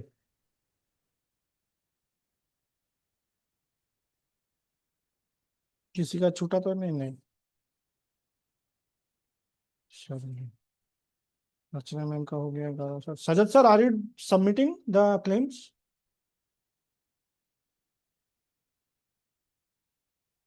सजत sir, are you with us? I think he fell sleep. चलिए आगे बढ़ते हैं। ओके ओके, जी जी सर, कर रहे हैं सर, सबमिट कर रहे हैं।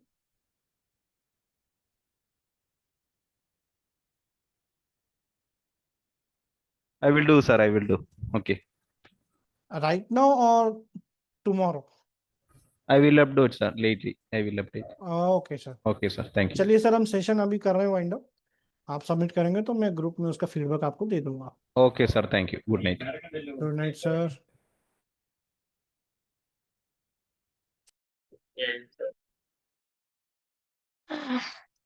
सर गए क्या? चलो सर,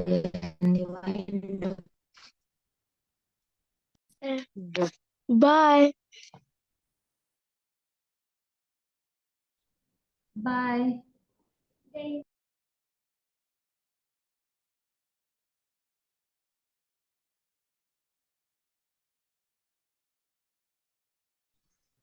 अर्चना मैम।